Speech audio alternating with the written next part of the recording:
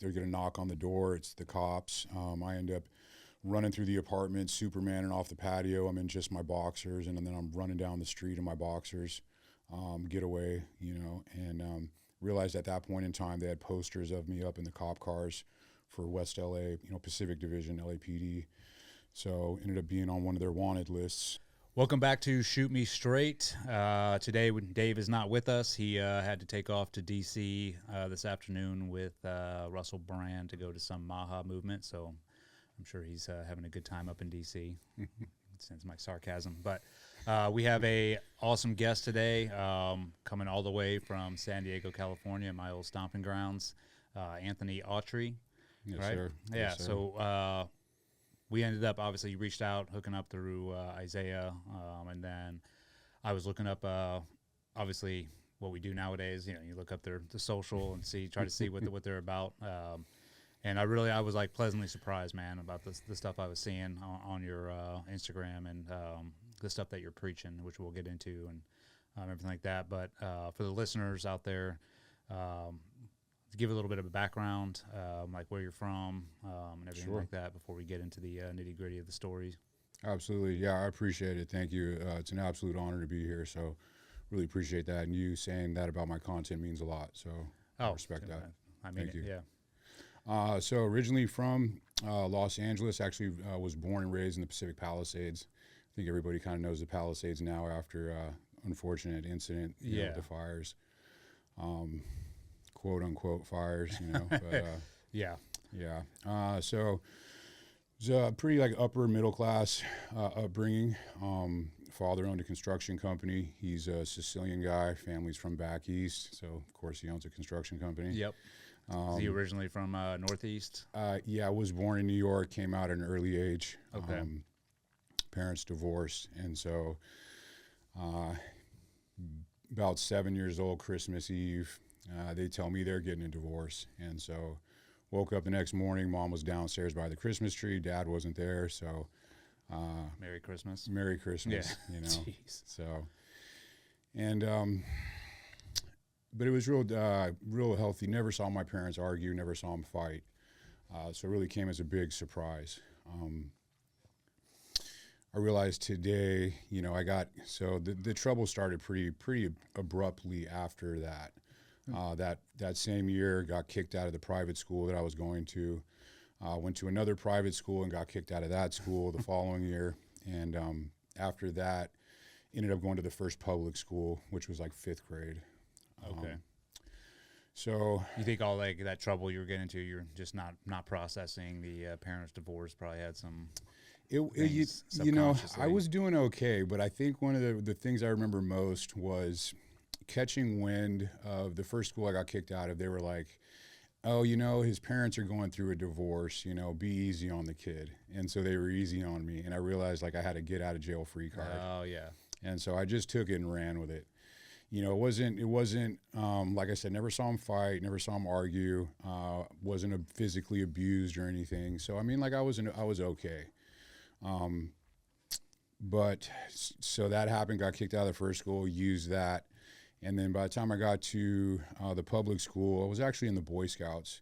And a lot of the guys that were in my troop were actually at this 5th grade public school I went to.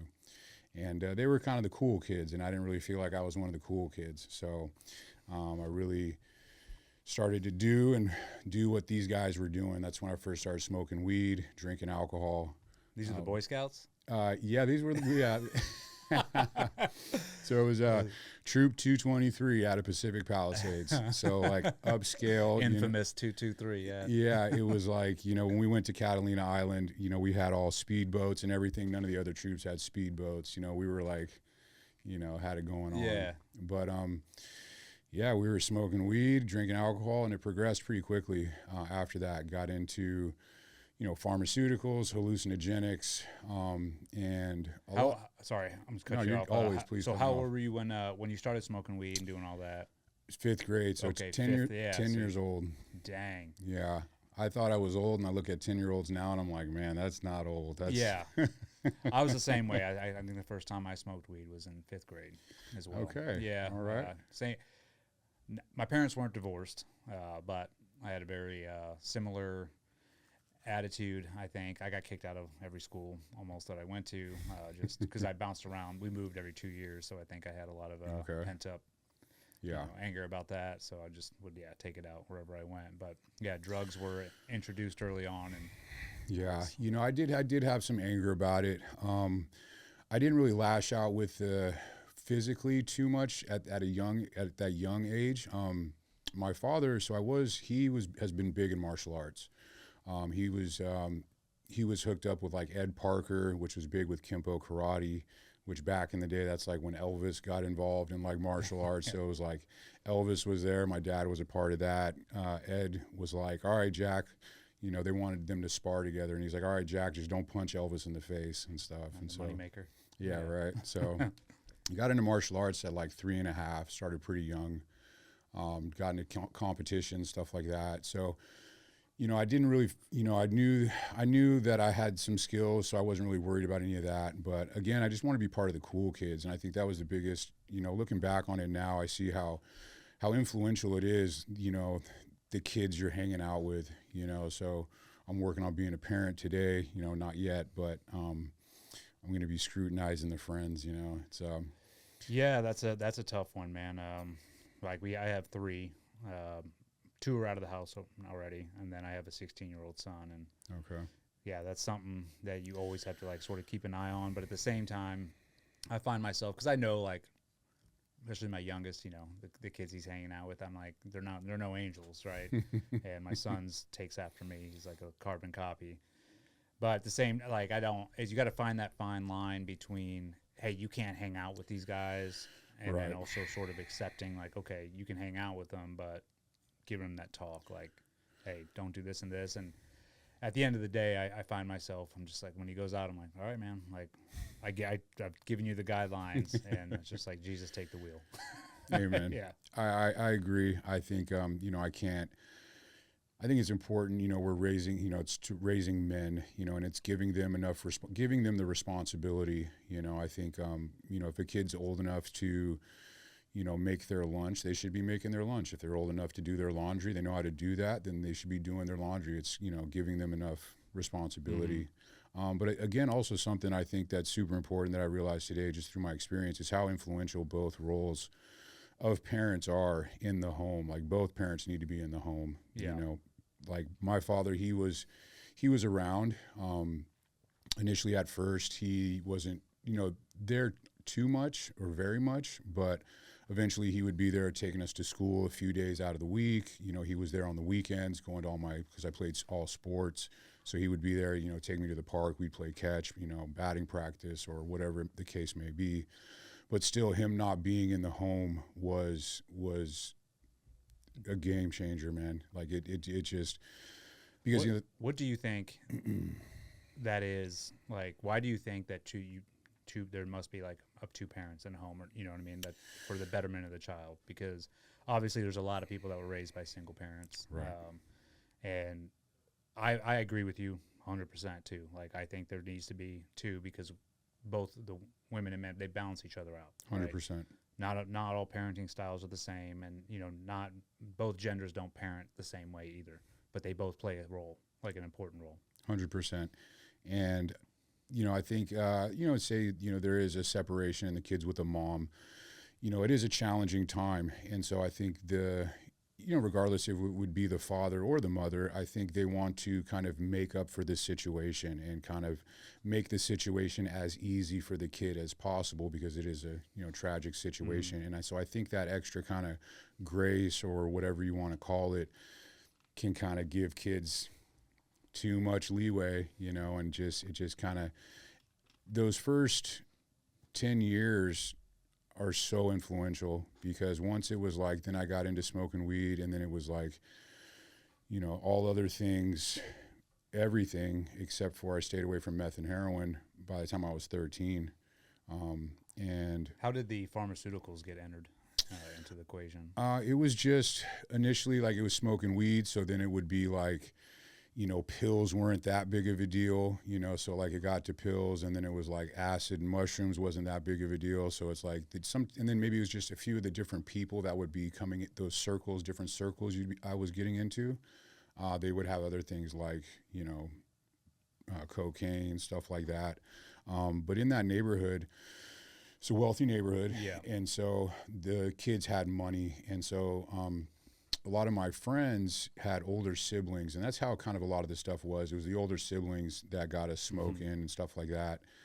Some of the older siblings, though, were messing with like heroin and meth. And so there was a few, I remember specifically my buddy, his brother overdosed on heroin and died. I was like 6th grade, so he was maybe like 9th grade. So Wow. yeah, so I stayed away from those things, but it was prevalent, Yeah. And then, like you said, a lot of them are wealthy or have the money Yeah. to bring those in. And so my parents sent me to a boys' school when I was 16 because they were like, this kid's, we're at our wits' end. So they sent me to Connecticut. But it was a boys' school for like these wealthy kids. And my parents weren't wealthy. They spent my whole college tuition to send me to this place. No. And when I got there, I was like, that it was more drugs than I could ever ask for because I was already doing weed and I was doing, acid and mushrooms. Those are like the 3, and of course drinking. Right. But then when I got there, I was introduced to heroin and all that. Worst kids with drug habits and stuff were the kids that came from a lot of money. Yeah. Yeah. I think there was a thing the parents tried to make up for them not being there with money, and it was really sad. I mean, I've seen a lot of kids because it was the Palisades, and so the Malibu's close to it, so there's some kids I knew in Malibu that were just, it was dark, man. You'd go to their house and it was just like dark energy. It's like you go there, it's like kids would never leave. They'd be there for weeks on end and just getting stuff delivered there, and it was just madness. Yeah. Especially at that age, man. That is nuts. Yeah, it was nuts. Yeah, it was, there's one thing, at that time they had like those Fox undercover things. I don't know if you remember that. I think so, yeah. Yeah, Fox News people, they would do these undercover things. They had different scenarios that would happen, and this kid started showing up at some of the parties we were going to. And back then it was not common to have like a video camera or anything like that. So I was automatic like super suspect, like I was raised a certain kind of way, and so it was like didn't sit well, but saw him for a few weeks. And so by the end of the few weeks was kind of like, okay. But then like, sure enough, a couple months later, they were like, upper scale neighborhood when parents go out of town. And it showed like us selling a bunch of drugs and, had the nitrous tank selling balloons and all that crap. Dang. And, yeah, it was, so this kid was like working for I don't know. Fox, or he just probably sold the tapes. I think he sold the tape. Yeah. He turd.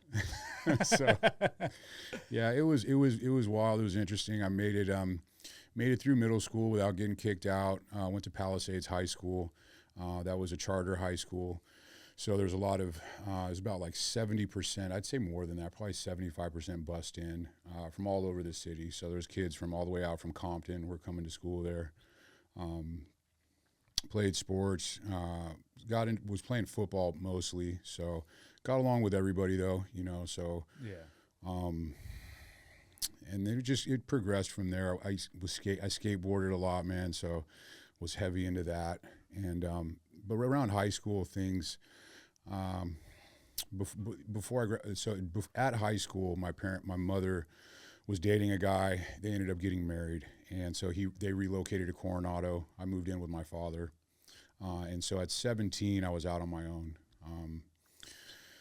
They were having me going to therapy, drug classes, even though I didn't get in trouble anywhere. They just knew I had a problem, so I was having to go to therapy, drug, and then anger management therapy. But by the time I was 17, they said by the time I was 18, if I hadn't amended the situation, that I would be on my own. So at 17, there was an opportunity for me to leave. I had a place that I could go to, and so I decided to take the initiative and go off on your own. And go off. So, but around that time, guys. So from high school and a little bit before high school, I started hanging out with some guys because it was public and people from other parts of the city. A couple of my friends were from the inner city, and so by the time we're in high school, we're no longer young kids just running amok. Kids are starting to get from like gangs from the neighborhood, and in like mid-city LA. Late, mid to late 90s was a real interesting time frame. That's when they had like the Rampart scandal. Yeah. And so that was literally right next to the Rampart district. So a few of my buddies were from the biggest gang there, and were putting in work for the neighborhood. Guys were, one of my friends was ended up being on FBI's Most Wanted. He was wanted for like 35 homicides. Damn. Yeah, and so it was just not, it's just, so I came from a certain area and wasn't like that. I didn't grow up in the ghetto, but I sought out, like I wanted to be part of the cool kids. I was listening to certain music, and it's like before you know it, I'm all the way over here, and I'm Do you think I'm a part of it? Because I how old are you? 43. Okay, so we're from the same era. I'm 46. Yeah. That era of like 90s, early 90s, into mid, I remember those specifically too. Like it was all like the gangster rap was like Right. Huge. on the rise. Yep. I mean, not even on the rise. It was there. It was like what we were all listening to. Right. I think we were all trying to emulate what we were listening to, and like being a gangster, like being all that stuff was propped up. I mean, I would come home every day, watch Rap City.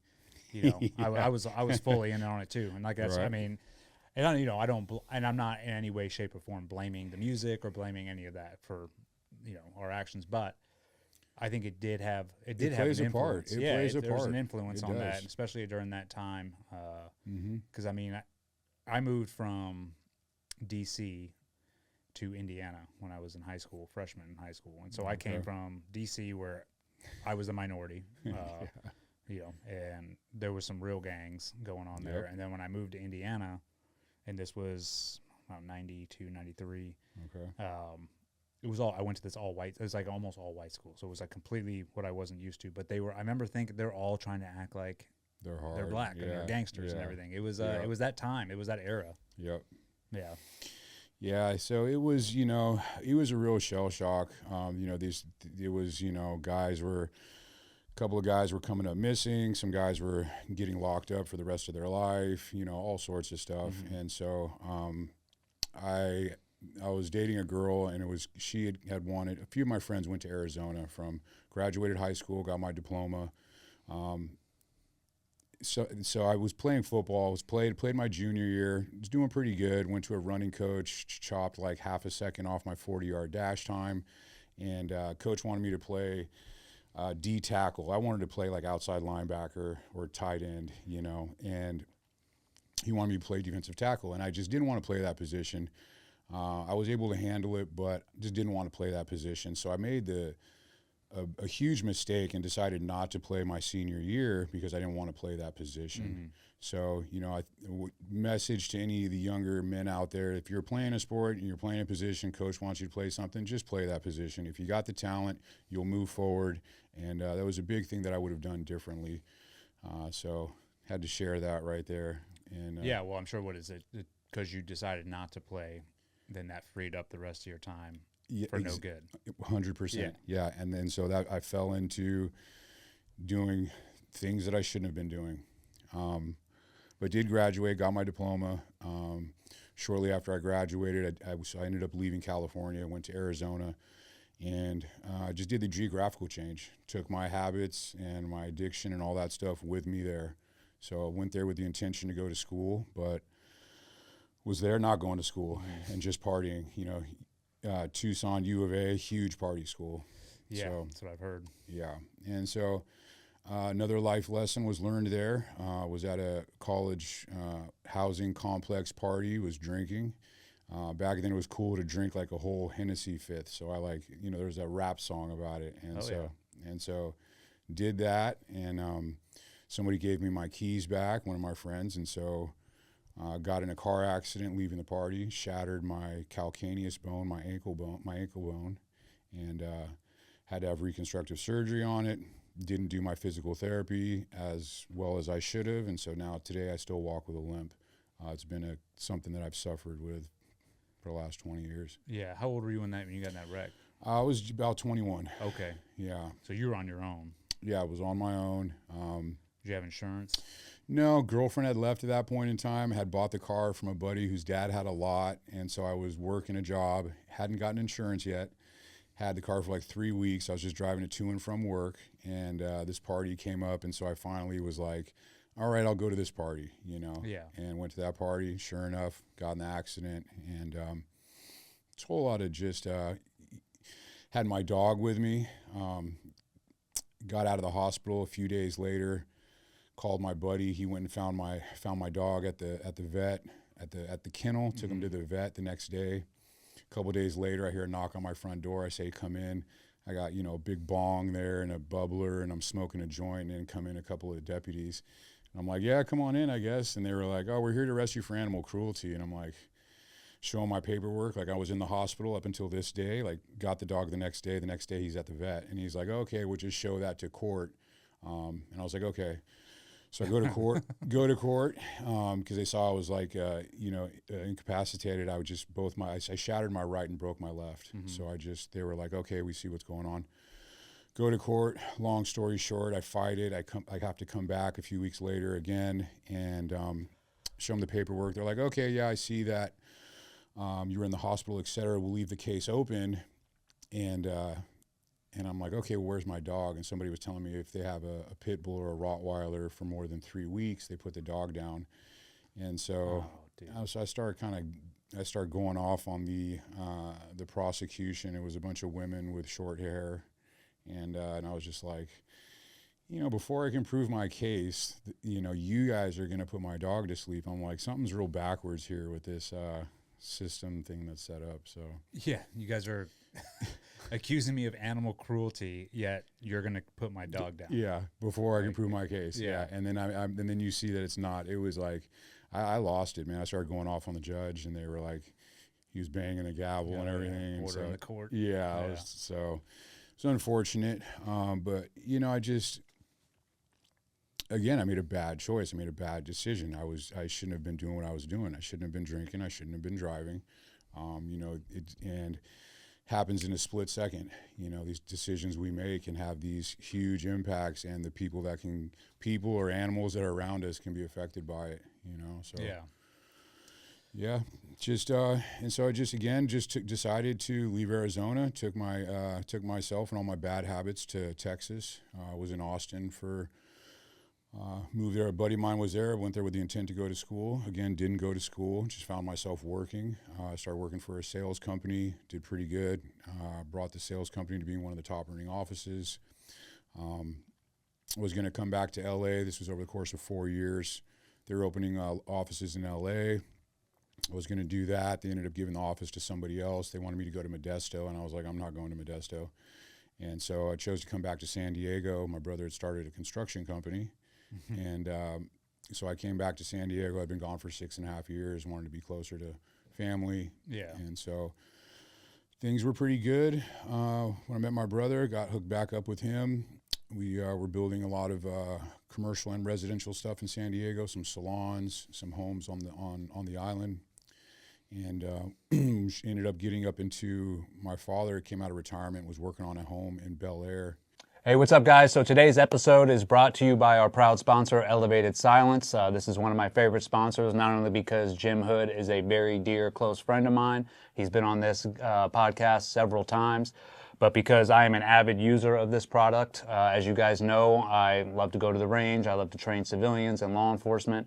And this is a suppressor that I use each and every time I go to the range. I can tell you this, every time I bring it out, I get nothing but compliments of just how quiet it is. People are always looking for these differences in suppressors. They want it lightweight, but with lightweight, it's probably going to be a little bit louder. The heavier the weight, it's going to be quieter. And I think Jim has found the perfect combination of both, which is why I love this suppressor. He makes everything from 22 to 300 Norma. So if you guys are looking for a suppressor for your rifle or pistol, be sure to check Elevated Silence out. Use the code SMS15 to get 15% off. And also he has some awesome merch for these red hats and this red shirt right now. If you purchase it, a percentage of the proceeds goes to the American Suppressor Association, which will defend your rights to be able to use suppressors as you should, as any American should. All right? Thank you, and God bless. He was a super on a house up there, so had the opportunity to go up there, did a few things on a house there, and just started getting more and more work. And the partying really took off at that point in time. You know, we were making a lot of money. We were working on these custom spec homes, giving them bids that were in the six figures, you know, so we were making good money and spending a lot of money. Were you, was your drug habit from the time Arizona to Austin? Then Yeah. Was it just, it was continuous, right? It was continuous. But you were able, it sounds like, I mean, negating just some of the bad decisions, like you were able to pretty much handle that and like work and do everything you needed to get done. I was a pretty functioning addict. Yeah. Yeah. Okay. The cocaine was a heavy addiction of mine. What is a heavy addiction to cocaine? Because I'm not like, I've tried it once and thank God, like I tried it in late high school. Some guys had it and I just didn't take it. Man, I didn't take to it. Like I liked how it felt when I did it, you know, because you're just like, all right, and you're talking and but then the come down, I remember I was like, bro, I'm not about this. Like this sucks. But it was probably some dirty coke as well. But either way, I never tried it again. Good for you. I wish I could say the same. Heavy addiction. It progressively got heavier and heavier and heavier. There were certain points in times where there was worse than others, but the worst it got, or whatever you want to say, was when my brother and I were doing this construction stuff. We were back then in San Diego. It was about like 2007, 8, 9. They were doing like the intervention pool parties and all the stuff like that back then. So we were doing all that, and since he grew up in San Diego, for the most part, had a lot of connections, so we were all VIP and all that silly stuff. You know? And but at that point in time, we were going through a lot of cocaine. The worst it got, I think, just between me and him, we would go through like an ounce of cocaine from like Friday until like the middle of Saturday, like a little more than a full day. Damn. Yeah. And then we would break out another one, and that would last us, until maybe Monday. And next thing you know, it'd be like Tuesday, and we'd still be at the Hard Rock, and we'd go down to the bottom cafe, and there'd be people in like suits with ties on. And I remember one time the waitress came up, she's like, "What do you want to drink?" And my brother was like, "I'll have a Mai Tai." It was just like, just craziness. Started getting, this first time I got in trouble was around that time. And anybody who knows me knows, how I was raised. I was raised, in the home with my mother. My father was present, but started dating a girl, and she was just, she was one of the ones that were pretty enough to where you put up with the craziness, and so. The crazy hot scale. Yeah, my wife hates when I say that, but that's my excuse for tolerating the insanity. But it cost me everything, relationships and being in a toxic relationship. She attacked me one night. It wasn't the first time that she had shown her unstableness. She had destroyed phones of mine before that, and so one night she attacked me, and cops got called. I had like 8 hematomas all over me from where she was biting me. She just had bruises on her wrists from where I just was trying to keep her from attacking me. And one of the biggest mistakes I made here was I didn't have any experience in the justice system, so I didn't know how the game was played. And so I got scared into taking a deal, which happens with everybody. LA County courts, all of them have like an upper 90 percentile conviction rate, like 97, 98%. Mm-hmm. And so I ended up taking a deal because I didn't want to take it to trial and lose and maybe go to prison for a couple of years. And so I admitted to something that I didn't do, and that actually gave me a felony. And I'm still working on trying to repair. I'm working today to get my rights back, but yeah, they got me into the system. And was that crazy ex, was she like on an addict as well? Like alcoholic. Everything? Yeah, she was a real bad alcoholic.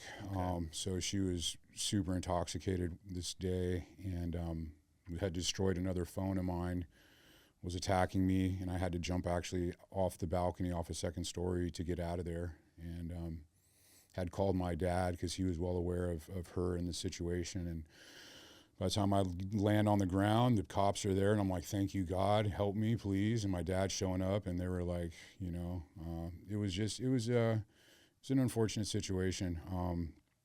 I had seen these red flags before, and I didn't act on it. Biggest thing is that, if I should have left that relationship, if somebody does something like that, they're more than likely going to do it again. And so another lesson learned the hard way. Yeah. Yeah. So took me into LA County Jail, man. And back then it was 2008. And that's when it was corrections were a lot different than they are today. Back then it was more old school. It's when they had like some of those sheriff gangs. I don't know if you ever heard anything about. There was one gang. It was these deputies, LA deputies. They worked the high security floor in Men's Central Jail. It was the 3000 floor. And so it was a lot of these dudes, they were all blasted up, like even from like the neck down. And all of them were on a bunch of gear. They're all juiced up. They're big dudes. And they would just have a mag light in their back pocket, no belt, like utility belt or whatever. And they were just smashing dudes with the mag light all day long. And they ended up getting federally indicted. Oh, damn. Okay. Yeah, it's when like the main sheriff, I think it was Lee Baca, he got indicted. His under sheriff Tanaka got indicted, and then a whole group of deputies. So you were in that? Yeah, I was there, and it was real. And I think they need to kind of get back closer. Maybe there's a happy medium, but the way things are, the way things are today is not okay. There needs to be a little bit of negative reinforcement. 100%. Put guys in their place. Yeah, Yes. But then, it's like hazing in the military almost, where it can go too far for sure. Right. But it's needed. It's well needed. You see people today, the way they interact with officers on the street, and it's like, man, it blows my mind. No consequences. No consequences, and it's like, I could get onto a lot of stuff here, I'm a big supporter of like being prepared. The best thing I learned from the Boy Scouts. So I did graduate. I got my Eagle Scout, and I should have just gone that way into the service, but my addiction and everything took me another route. But I believe in being prepared, being trained. I think a lot of officers today really should, departments, they need to make the funding for these guys to like go to jujitsu and stuff. Cause it's like, brother, you see officers get guys on the ground and they have them on the ground. Like, you're on the ground, bro. Like, that's a done deal, or like at least on fours, and guys get up, get away. Saw one the other day. I made a reel about it. Guy got up, got away, got to his car, got a gun, and shot both of the officers. It was like, there's so many unfortunate incidents that happen like that because guys cops aren't trained. And there's the funding, but what I've seen, and we can go off on this tangent for a little bit, because I train law enforcement, SWAT teams and stuff, and go around, and try to just impart like some of the experience that we've got over the 20 years of war, and sort of like help them out a little bit in the way they do their tactics or anything like that. But when I go, it's the same thing every time. Like, there's a small group of the dudes, it seems like, that are like, boom, ready to train. They're like, let's go. This is what I want. And then you have this other group where it's like, oh, I'm being mandated to be here for this. When's launch? Like, there's no belief system into like why they're doing that job. And I think that is like, there's a lot of factors, right? The funding and all that, but I do think there's the lack of belief in what they are doing and what they are signing up to do, which is protect and serve, protect their community. And yes, it's a dangerous job. Yeah. It's just not there. Where I look at them in disbelief sometimes. I'm like, dude, you guys are going out every day risking your life. Like, you cannot train enough for the type of job that you have. And I talk to cops too that they all admit, they're like, yeah, man, they're hiring anybody off the street, and they just don't have the same drive. They just treat it like this is my 9 to 5. It's a page, yeah. Yeah. Unfortunately, being in San Diego, so there's a lot of military there, and I even see it too in the military these days. It's like, you can tell. Like, I'll stop to give somebody their respects, for what they're doing, and I can tell they're just in it for for the the retirement or the whatever. They're just in it for the benefits. They're not in it because of they want to serve their country. Yeah. And I think that's a problem area For sure. Yeah. So you were in there. How long were you in there for? So it started just with the county stuff. Was the first time I got in trouble, I was there for like 8 months. Got out, actually was completing my 3 years probation, violation free. Completed the 52-week anger management class I had to do. I would get dropped from it due to absences, but this goes out to anybody that's on probation or anything like that. If something happens, if you're going to your classes and you're working and you have to miss the class, just go right back to court. Go back to court that following Monday, and the judge will, if you're making the effort, the judge will work with you, and they would grant me extra times. Okay, here's your enrollment, go back to class, get back enrolled. And so I'd gotten dropped a few times from the 52-week course. But as long as I just kept going back to court, they would give me another pass, I'd get back in, and eventually I did complete it. So it's just all about making the effort. If somebody wants it bad enough and you're doing your best, the court will work with you. They're just used to everybody just getting cut and then they just run or something like that. Yeah, slacking off. Yeah. So I was just about to complete the 3 years, ended up having some restitution they didn't know about. So I got extended for 3 months. And then within that 3 months is when I made another one of the biggest mistakes of my life. At that point, me and my brother had gotten separated. He was dating a girl that I knew was no good. He was dating her when I first got in trouble. That was the first date they went on, was the night I got in trouble. So when I got out, they had been together for 8 months. And as soon as I got out and spent some time around, I put 2 and 2 together that she was a tweaker, that she was a meth addict. And so I told my brother. He didn't believe it. She knew I was onto her, and so she did everything she could to put space between us. So we got space between us. I went separate way, doing some different work, and again was hanging out with guys. And within that circle, one of these guys was my neighbor, and we went over to one of his buddies' house, and they were smoking meth. I'd known about it. I'd stayed away from it, but again, just being a product of my environment, being in the wrong situation, the wrong place. What the heck? I'll smoke at this time. Not a big deal. I'm not a whatever. So smoked it. And since I've had this past addiction, I was like, wow, this is what this is like. Like I used to have to do a lot of cocaine to get to this level with just one hit off a meth pipe. That's how powerful meth is, huh? Because I've never tried that either. Oh my goodness. And so, So judging with my past and how I was able to function and have these addictions from, this was 10 to, I smoked meth at 30 years old. And so smoked meth at 30, and within a few months, they knew what was up at my job. They were like, I'd never missed work or was never late. And they were like, you need to go to rehab or you don't have a job. And I was like, well, I've never missed work. I've never been late. I guess I don't have a job. Another smart guy decision. Mm-hmm. And, lost my job. I was staying with my father at that point in time, and he had gotten married and had moved, and so then I was homeless, and that's when the real madness started. Found myself acquiring stolen vehicles, and was just going around West Los Angeles, just going into stores, peeling all sorts of things from stores, looting places, and it was just it became really nuts. That's the grip that meth had on you then, right? Yep. So I listened to, and the reason I'm like, because I've heard how powerful meth is, and I was listening to Huberman talk one time. You know who that is? Yeah, good dude. Yeah, I met him. I met him with Eddie Penny recently. Oh, okay, yeah. Nice. Oh, Eddie's awesome too. Yeah, great dude. And he was saying meth is one of I think the only substance where once you do it once, it's like you're addicted. Like you'll never reach that level of high again, but you are like, your body is constantly trying to get back to it. Yeah. In less than 2% people get sober or get off meth. Less than Crazy. 2. Yeah.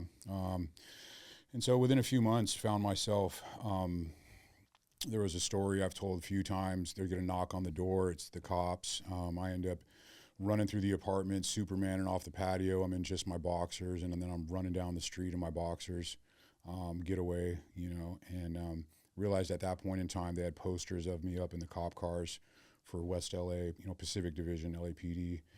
So ended up being on one of their wanted lists, and it was just crazy. Took them on foot pursuits throughout the city, helicopters involved, and I'm spun out on meth, so I'm getting away all these times. I mean, there was countless car pursuits that I was in, foot pursuits. I mean, I could speak for hours on them, but and so it just it was absolutely madness. Finally, they caught me one time, and it kind of shocked me. They had me in the holding tank, and guys were coming in and out from shift change, and they were like high-fiving each other, like stoked that they got me. Finally got you. Yeah, and I'm like me. I'm like, really? Like, so somebody doesn't know. I didn't know that the all the madness that I was creating, but it was evidently a big deal. And that vicious cycle would continue. Getting in trouble, I'd get out, I'd get a drug program because I would get caught for something minor. Get kicked out of the drug program, and then I would go on the run, and and then I would get in trouble again, and this vicious cycle was repeating. Then 2014, they maxed me out. I had a prison term suspension, which was basically like if you get in trouble to a certain extent, they'll give you your max term, which was not too much. It was 3 years. So the judge gave me that. Was going to do 18 months in the county. And that happened in January. In April, I get told to go outside and contact home. So call my dad because he's the one that's always been there for me. He's always been there every time. If I've ever needed anything, like call him, he's there. He's one of those dudes you call, he's there. He's old school like that. And call him, and he tells me my brother's dead. And yep. And so an employee of ours, they had gotten into it, and it's over pride and ego, man, or it was over a little bit of money, but not even that much. I think the max it was like $2,000. It was anywhere from $500 to $2,000, and guys got to threatening each other, and the guy knew where my brother lived and pulled up one day, pulled out a gun, and let off a barrage. He made it to the front door, got up in another position, let off another barrage at the front door, took one in the femoral, and then took one behind the ear. And so tragic, sad, 20, I don't know if he was 27 or 28 when it happened. Has a daughter who today is about 21. And guy got caught next day, murder weapon, made a statement, slam dunk, premeditated, first-degree murder. And so I had to deal with that while I was locked up. Didn't get out until that was April 2014, didn't get out until June 2015. Was out off paper, decided to go to San Diego, be close to my mom, support her. And during a few years later, once it finally came time for him to take the deal, otherwise he would have gone to trial and would have lost. This is where I first started learning about forgiveness. It was something I really was struggling with after he was murdered. I got friends, I've got things and people, they just didn't know about the situation. They're like, yo, Anthony, if we had known about the situation, you already know what's up. And I'm like, it's all good. But I still struggled with that. And actually a good example of this was when I was also incarcerated. He got locked up, and so he was in LA County Jail as well while I was in LA County Jail. Oof. And I had been there for a while, and I'd found myself in positions of responsibility. I was a shot caller a few times in a lot of places just because I paid attention and I knew protocols, and it's like, do this, don't do that. And so through default, I ended up being in positions of responsibility. So that being said, there were some deputies that kind of support structure within the jails and stuff because it makes... In that ecosystem. They're part of it. Right. They realize that this ecosystem runs itself, and correct. We have to either we'll sit there and try and combat this the whole time, or be a part of it and actually try and make it run a little bit more smooth. 100%. Yeah. Yeah. So I support it. There's respect on both sides, and so they'd actually, but one of them was like, hey, do you want us to have him pulled somewhere? And I was like, you know what? I was like, no. I was, I've been a strong, my faith was really growing ever since I started doing time. When first time I got locked up, I was talking to my dad. He was like, get into the New Testament. So I really started pouring into the Bible while I was doing all this time. Is that your first time really diving into it? Yeah, I was born in the church, Roman Catholic, was baptized, Same. but when parents got divorced, that's going to church stopped. So whenever I was incarcerated, I was always sober. I never got high, just because I saw the problems with people that were getting high, dope debts, that's just like was recipe for disaster. So I'd always be sober, and I was always studying the Word. I'd always get up really early. I'd get into my Bible while it was quiet. Nobody was up yet, and get a real good peace of mind. I was working on my relationship with God and accepting Jesus Christ as my Savior. I really feel like it's all about a relationship, and that quiet time is when I really feel like God speaks to me through His Word. Yeah. And so that's the most powerful thing. And that's really where things started going. Unfortunately, I'd get out and get back into my addiction and become completely lost. That relationship that I was developing would be gone. It's just so. I've seen evil, man, especially in meth. Like it comes down to good versus evil. I think it's obvious today with everything we're experiencing and seeing. Yeah. We play for one team. We're playing a game, whether you like it or not. And you're playing for one team or you're playing for the other team. There's no sitting on the sidelines. There's no sitting on the bench. You're playing for a team. You're on the field, and you got to make a decision on who you serve. Yeah. The biggest spiritual warfare. 100%. The biggest decision we have in life is who we serve. And then I believe the second decision is who we serve with. Hands down. Couldn't agree more. Yeah. 100%. And so started growing in my faith. And so speed back up. Brother was out, murdered. Get out. Had some troubles occur. I got out. I had a job that was set up with the family in the restaurants. That didn't work out. Me and my stepfather's relationship has never been the greatest.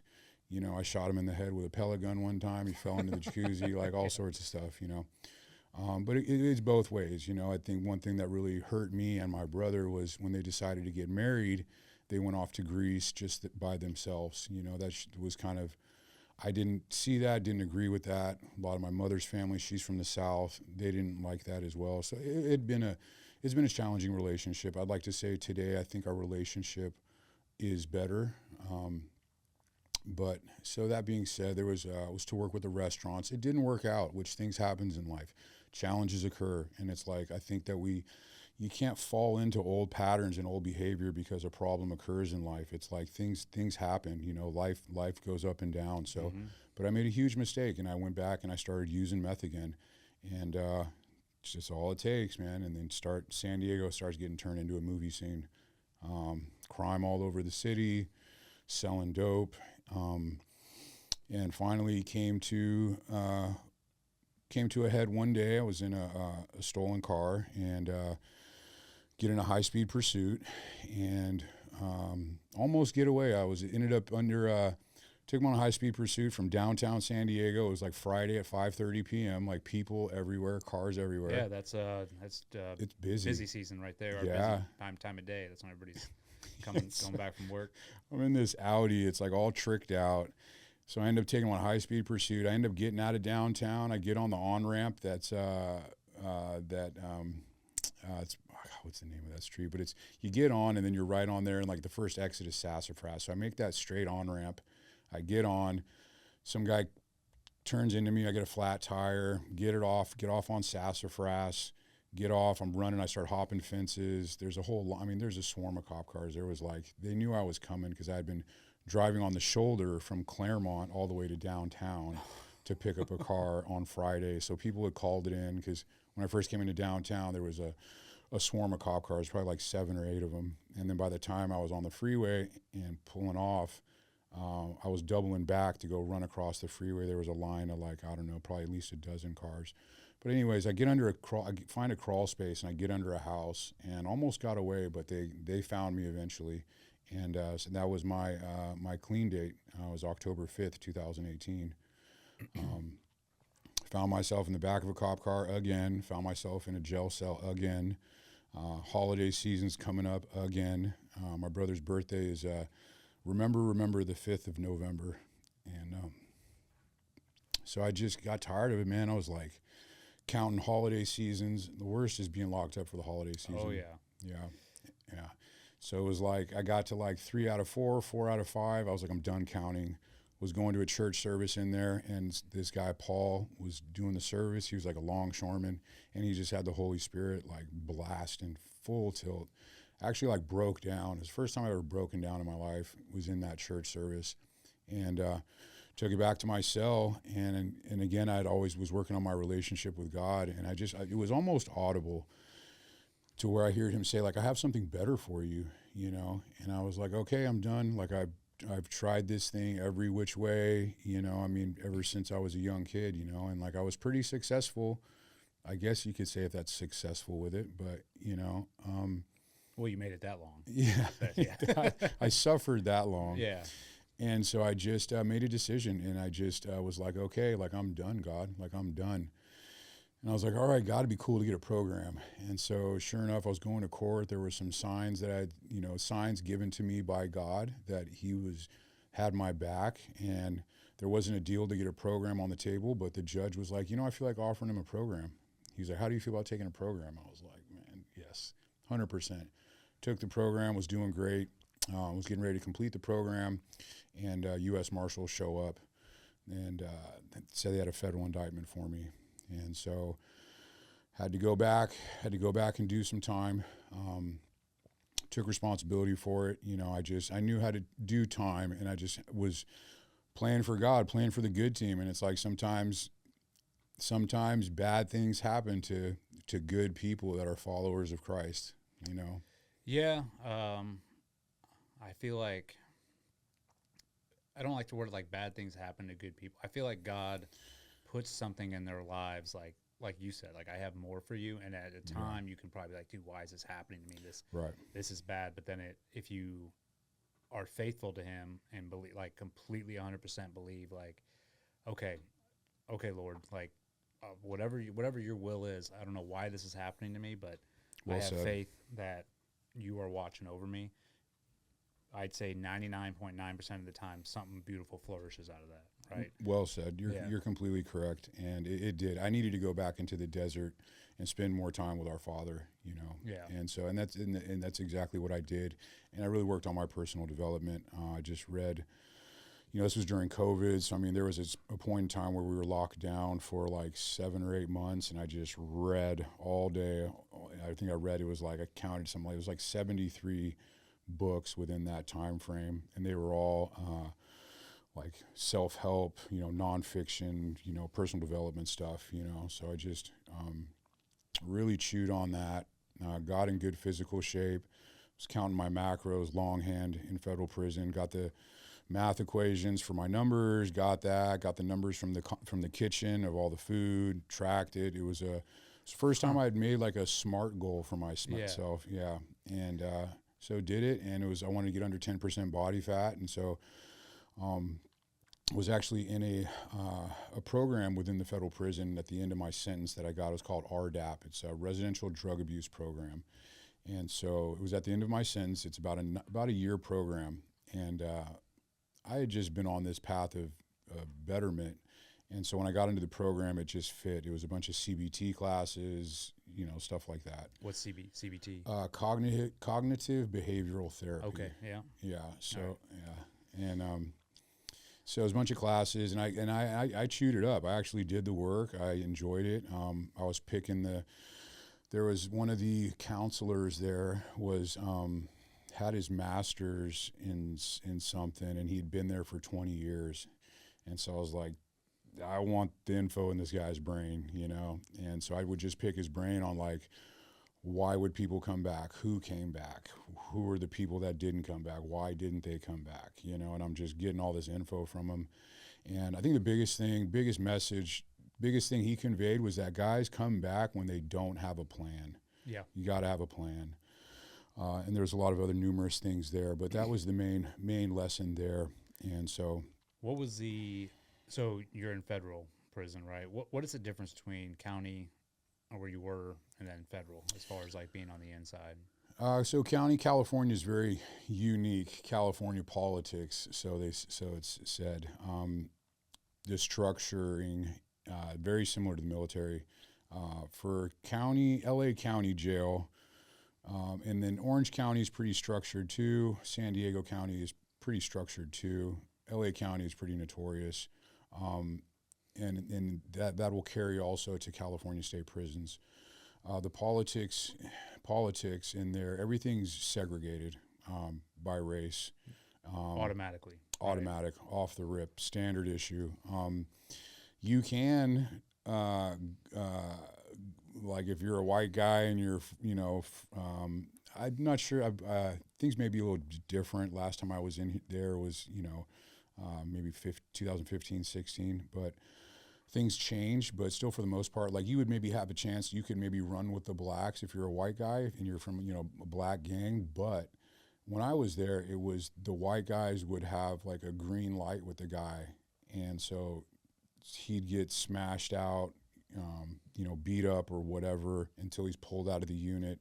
And reputations carry. Oh, yeah. Yeah, you'll go to another facility. The reputation's already there before you land. But everything's segregated from the phones. You have phones you use, specific phones. You have specific tables you sit at. You have specific toilets. You have specific showers. It's even, there's like, you don't walk through certain places. Just walking through places is just kind of out of respect. Same thing like if you're in a dorm, if you're walking down the tier, you don't go staring in somebody's driveway looking at their, whatever they got going on there. So it's very structured like that. You have somebody that's the representative or the key holder for the race. Each race has that. And certain races are more structured than others. Like the Southsiders, the Hispanics are very structured. You have to have your bed mat rolled up. All your stuff is organized. You're clean under the bed, no dust bunnies. And who's taking accountability for that? Like their own, right? Like they're coming in, like checking. Yeah. To make sure they're putting everything squared away like they're supposed to. Mm-hmm. Yeah. Okay. And so it is very like militarized. 100%. So you'll have a guy that has, say, like a unit. You'll have a guy that has then that building or that facility, and then you'll have somebody that has it's a hierarchy all the way up. Mm-hmm. And so, are you guys allowed to have like food in your cell and all that stuff, or? Yeah, yeah, you're allowed to have food. I mean, if depends, like a commissary, if you have food like state food trays that come in, that's got to be gone. It's different in each facility. Some are more lax, some aren't. It was crazy, like in downtown LA County back in the day, it was like they had these, we call them Freeway Freddies. They were these rats that were like this big, and like you literally had to hang your commissary bag up off your rack because rats would get up in there. But it's real serious.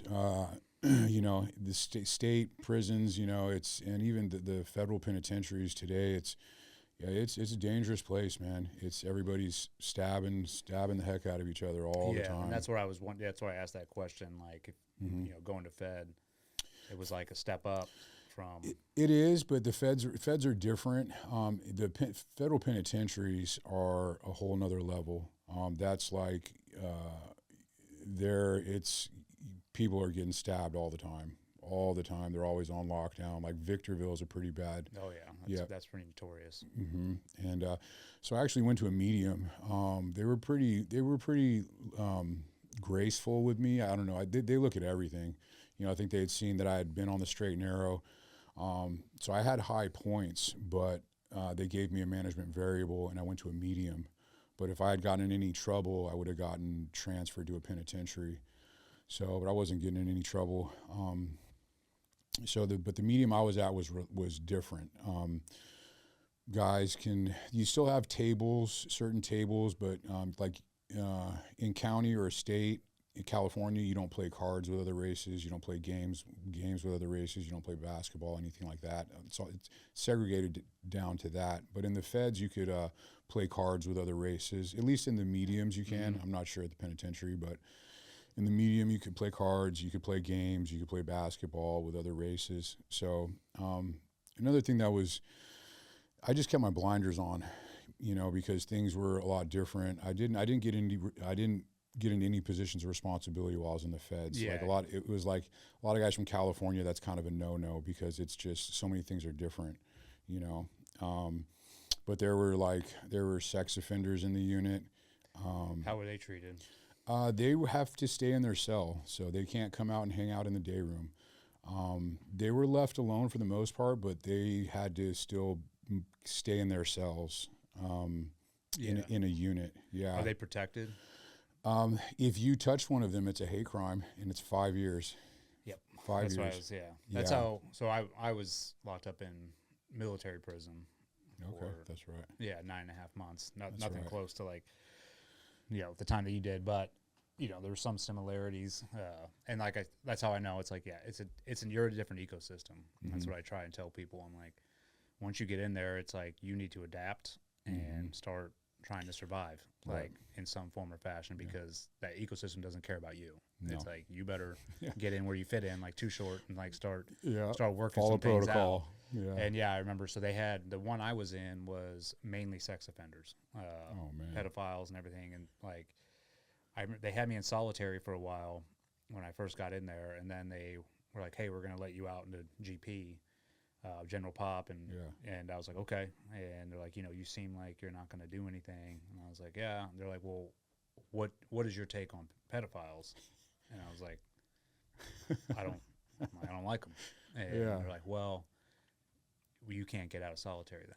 Did they have you sign paperwork? Yes. And like, that's if what you they even do. glance at them wrong, if you do anything, you're going back to solitary, and like it's a hate crime. And I remember, and like even the sex offenders had their own pod, so they weren't in our pod. So there were some sex offenders in my pod, but like the main ones, like the real high ones, they had bigger cells than us. They were given puppies so that Isn't that crazy? they could.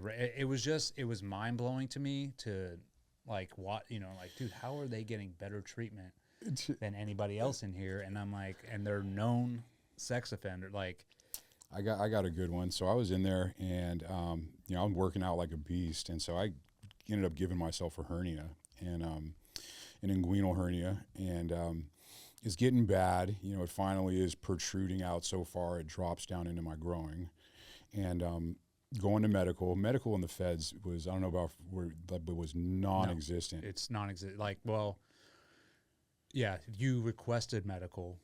It's like, okay, appointment next month. Yeah. And that's like, hey, my back hurt. Actually, this is a good one.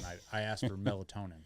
Okay. Because I was like, hey, man, I can't, you know, you're sleeping on a metal rack and with like a little thin pad. Yep. And I already had back injuries from, you know, I'd been in almost 19 years at that point. And they're like, no, we're not going to give you melatonin. And I was like, well, that's an over-the-counter prescription. Like, and they're like, no, but we can give you, it was like some other drug that just makes you zombie. Yep. And that's, most of the people in there are just medicated out. Yep. It's a bunch of pill poppers, you know, in the morning and at night waiting for their little medication. Yep. So true. It's insane. Yeah, so just getting strung along for this hernia, nothing. You know, I actually had like balled up a sock, and I got my hands on an ace bandage, and so I like pushed it in with this and held it in with the sock and wrapped the ace bandage around, so I would train like that. But the sad part was, I couldn't get treatment for this. I eventually was going to get treatment for it, but I ended up getting released. I mean, so that was over the course of like 18, a little less than 18 months. It's about a year. But they were sending guys off to go get to get their boobs done. Yep, the same. Yeah, I was like, I can't get a hernia repaired, but you're going to send these people to go get hormones. Yeah, hormones all day, but they're sending them to get breast augmentations. I'm like, dude, this is insane. Yeah, I try to explain it to people, and they're like, "What?" I'm like, "Yeah, dude, it's upside down world in there." Yeah, and you think like there's that, and I'm sure it is in some prisons.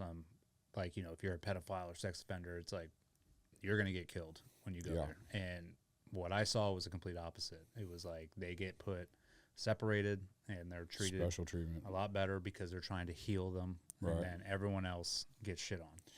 Yeah, it was same thing. They had one unit. I was in Sheridan, Oregon. It was the medium that I was at, and they had one building specifically that was majority of where all the the worst ones were at and all that stuff.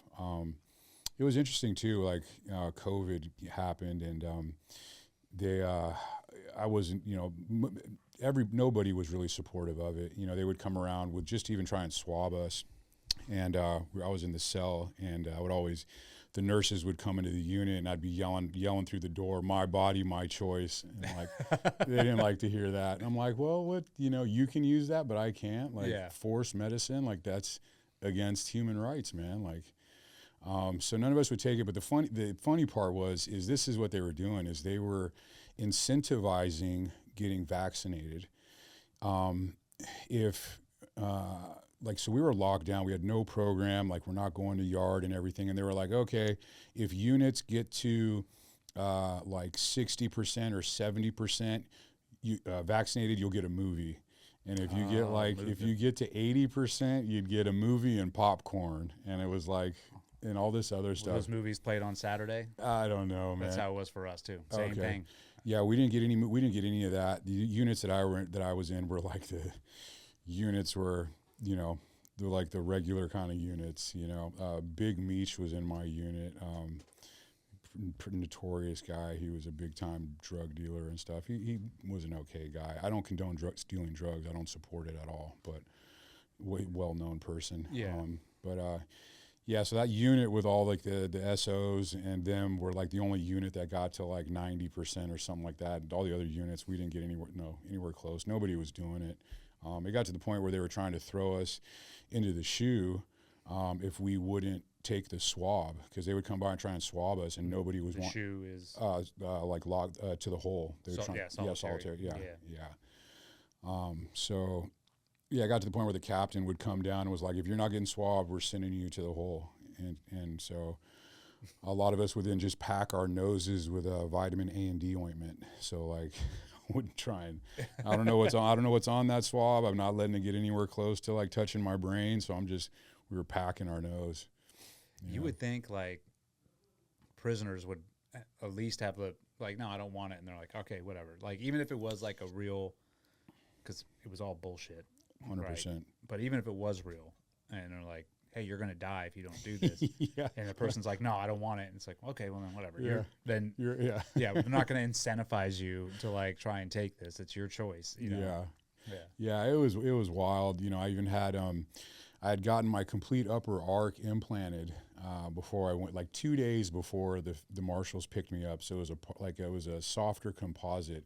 When they do a complete arc like of implants, it's just like a one piece, kind of like a denture, but it's doweled in. Yep. And so I had the initial one when I went in there. So after like a year and change, it cracked and it started disintegrating in my mouth. And eventually the whole thing, I was having to screw in the screws I had a leather sewing needle that I filed into a flathead, and I was screwing in the screws myself to keep it from falling out. But eventually most of it fell out. I had just like 2 metal posts sticking out that I was chewing food on. They had me on a liquid food diet for like 6 months.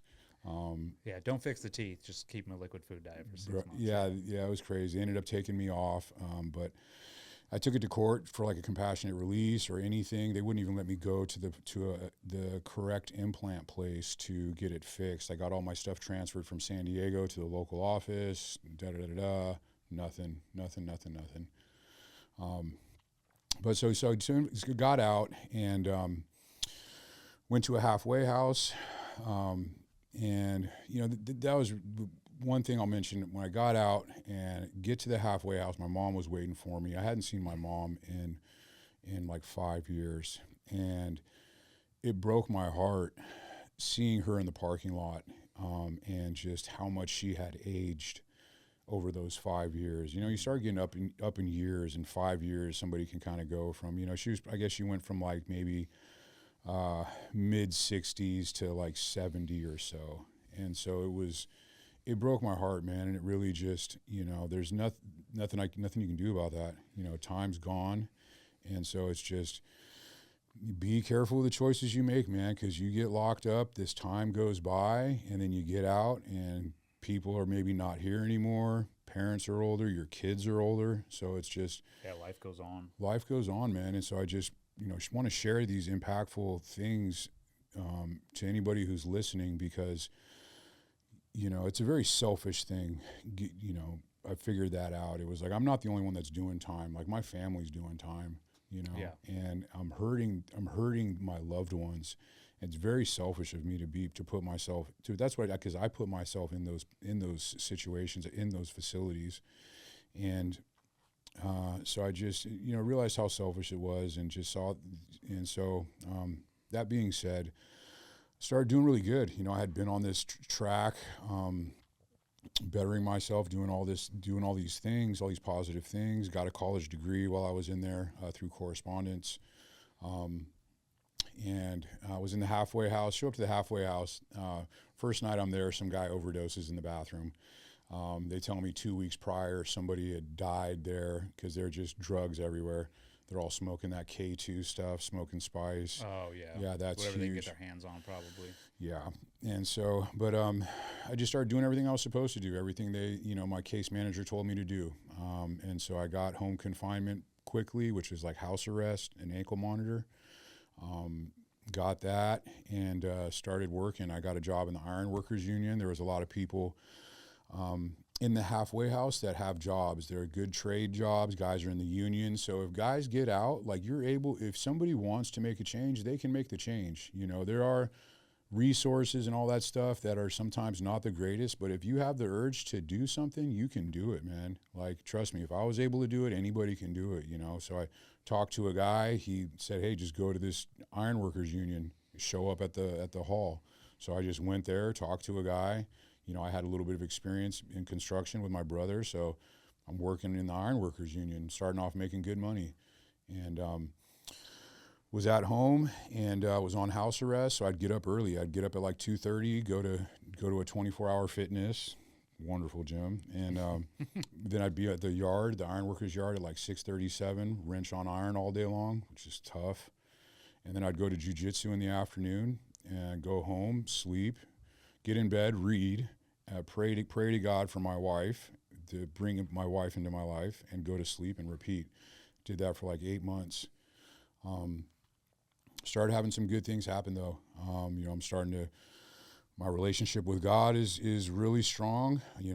I was really in the Word a lot through my federal prison time, and got out. My brother Danny, he was friends, went to school with a guy who backed a lot of the stuff for Victory MMA, the gym. Yep. And so got out. Danny was like, hey, I want to take you over to a gym. Didn't really know what it was. We pull up and I'm like, oh, this is Victory, man. Like, I know Victory. And so they were great there. A couple of guys there. Joe, the manager, shout out to Joe. They just welcomed me in, man. Welcomed me with open arms. Just kind of comped me there. So I started going there. Dean Lister, I know from back in the day in San Diego, back in the heyday. And seeing Dean, and he's like, dude, where have you been? I was like, bro. So long story. And as I'm talking to Dean, him and Jocko are good friends. So Jocko comes walking up, and I'm like, man. I was like, sir, I have to tell you something. He's like, what's up, man? I'm like, I was just in federal prison, and I was I got my hands on Discipline Equals Freedom, and I was up on a podium in federal prison reading Discipline Equals Freedom to a unit full of guys. He was like, really? I'm like, there's my ankle monitor. Like, he was like, that's pretty cool. So just started rolling at Victory. Was great. Seeing him quite a few times. He was pretty sharp, man. A few months later, when my ankle monitor was coming off, he's like, that thing's coming off pretty soon. And I'm like, yeah, it comes off this week. So he's been pretty cool with me. Huge things are happening. That's pretty huge to me. I started reading a lot of stuff, a lot of team guy stuff, just while I was locked up. Came across Adam Brown's story. It was another huge inspirational story for me. With the best SEAL book. Dude. Yeah. Yeah. I mean, I'm not a big reader of team guy books just because I came from that, but that one is by far. Yeah. I read that one and I'm like, that's one of the best books ever written. Yeah. I read it a few times. Yeah. It really resonated with me. just what he experienced when he was younger, then him being solid in his faith, just everything he went through, and just all the challenges, I mean, that guy, man, just was like no quit in him, So it really resonated with me and gave me a lot of courage. And so, but I also started putting together a lot of the parallels, and because of course that's just stuff I would have liked to have done if I had my choice in it. I'm grateful for the testimony God has given me, but if I had my choice, which wouldn't be the right choice, I would have gone that route. But so it was just like, actually almost kind of prayed about it. It was like, if I get to San Diego, man, it'd be awesome to just meet some dudes and, whatever. If we can train, we can go lift, or just, that would be the crowd that I would want to be a part of. So next thing you know, I meet a buddy of mine, meet a guy who's into jiu-jitsu, and he was a team guy, and took me to certain places and was able to do some training and stuff. It was really cool, man. And so just started growing. Was at that point in time, it was about a year I'd been out, was actually working for the restaurants again. Got in, started managing a location, started managing then a couple locations, got into operations, and working with family is tough. I'll say that, to say the least. Yeah, So, I'm sure. Yeah, it's very challenging, and so that was taking place though. And about a year, close to a year, I'm praying to meet my wife every night. I get in bed. That's part of my routine. I read, and then after I read, I pray, and that was asking God every night for that.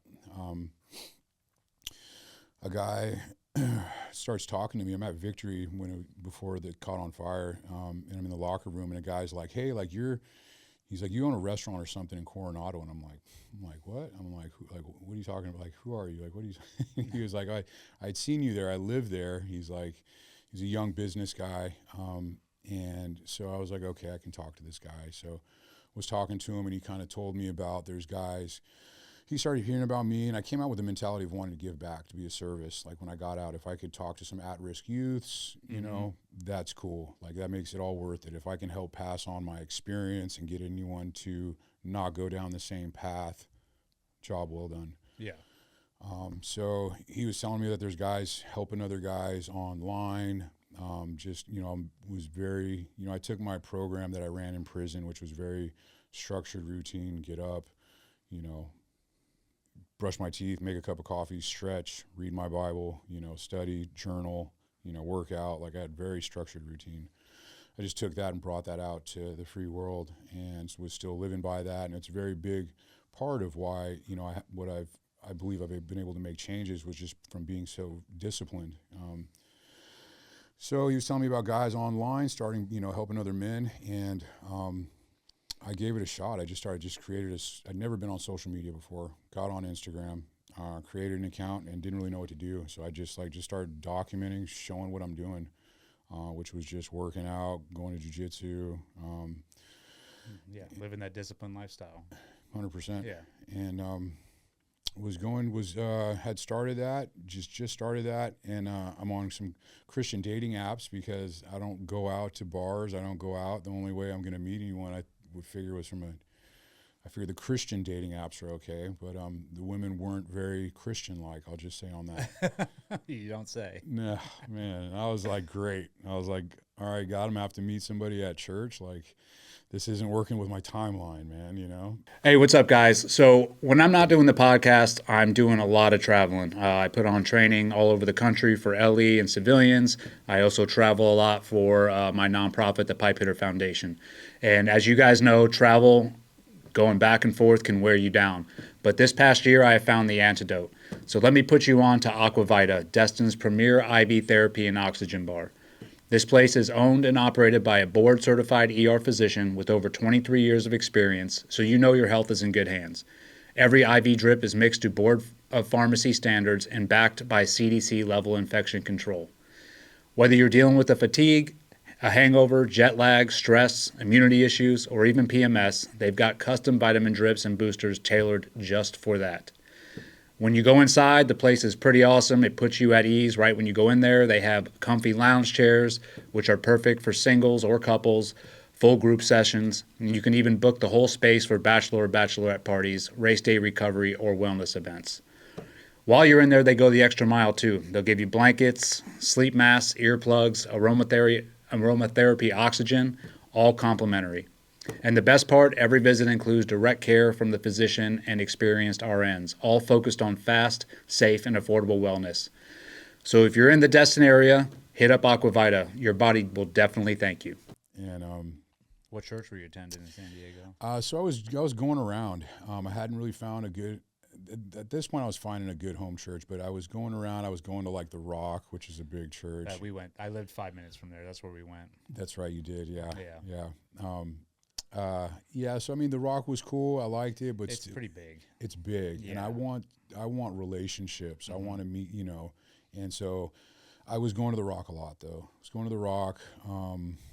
Went to a couple other places, but I started going to Grace Church is where we actually still go. Okay. In North Park.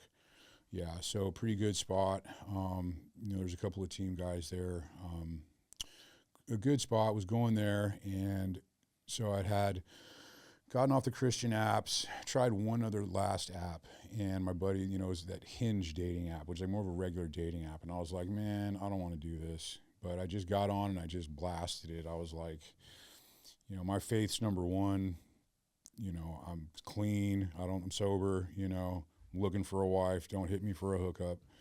And was going through just swiping, I guess, and came to a profile, and hers was talking about faith as well. And it's funny, like I was like didn't know what to do, but I found I got stuck on the page, like I was literally stuck. And so I think God was kind of giving me a smack upside the head. Yeah. And so I swiped the right way or whatever, and we start talking. I'm old school, so it was like, I forget some things that happened, and I was like, is everything cool? I was like, I can take care of that for you. And she's like, what do you mean? And I'm like, never mind. And so we decided to meet. We're going to meet at the restaurant, at the family restaurant that's in Coronado. And so she comes pulling up, kind of almost runs me over. True story. And she texts me, I'm Jerry, but I guess it was like, I'm here. So it's like, so she comes walking up, and I'm like, oh, hey, what's up, Jerry? And we start talking. We sit down, have dinner, and she was very serious, which a little too serious for me, but everything lined up. Her faith is number one to her, first and foremost. Faith would come before a man that whoever she's in a relationship with, which is the same for me. I think, my faith comes first, then my Well, if spouse. you want the relationship to work, you have to put your faith first. God comes first. 100%, 100%. So that box lined up, and then it was also like she's into, nutrition, she's into fitness, and our political views line up, and our opinions on kids, and not vaccinating the heck out of them, or if at all, and homeschooling. I'm just gonna tell it like it is. I'm just gonna speak. So all these things lined up, and to me, those are the most, the big boxes. And so if these big boxes line up, we can figure out something else. I think with faith, like you said, being first, that dictates so many other things. It does. Yeah. Yeah.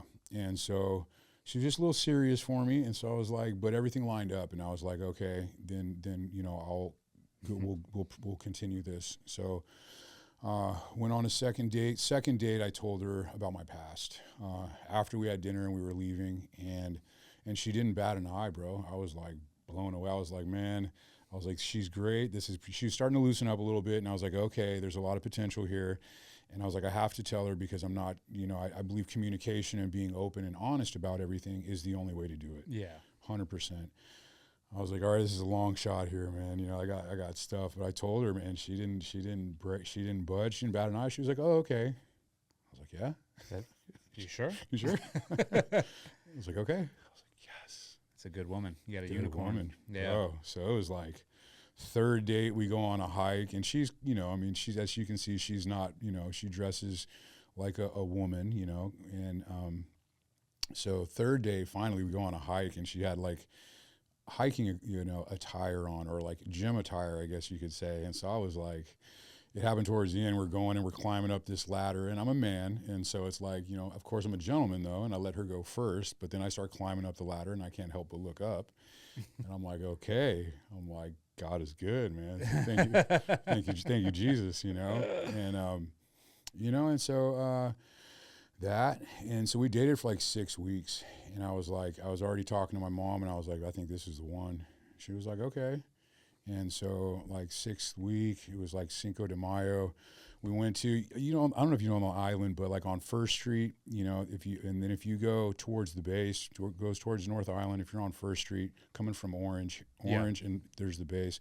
On First Street, about halfway down, there's that small kind of park right there. Yep. Yeah.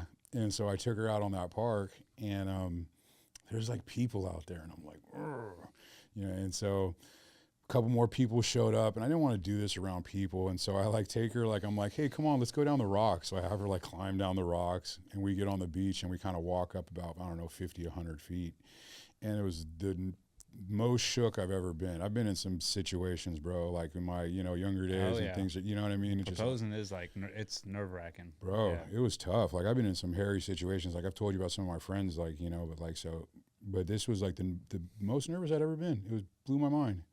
And so, but dropped to a knee, and dude, I'm shaking, like, and I proposed, and she said yes. I just, you know,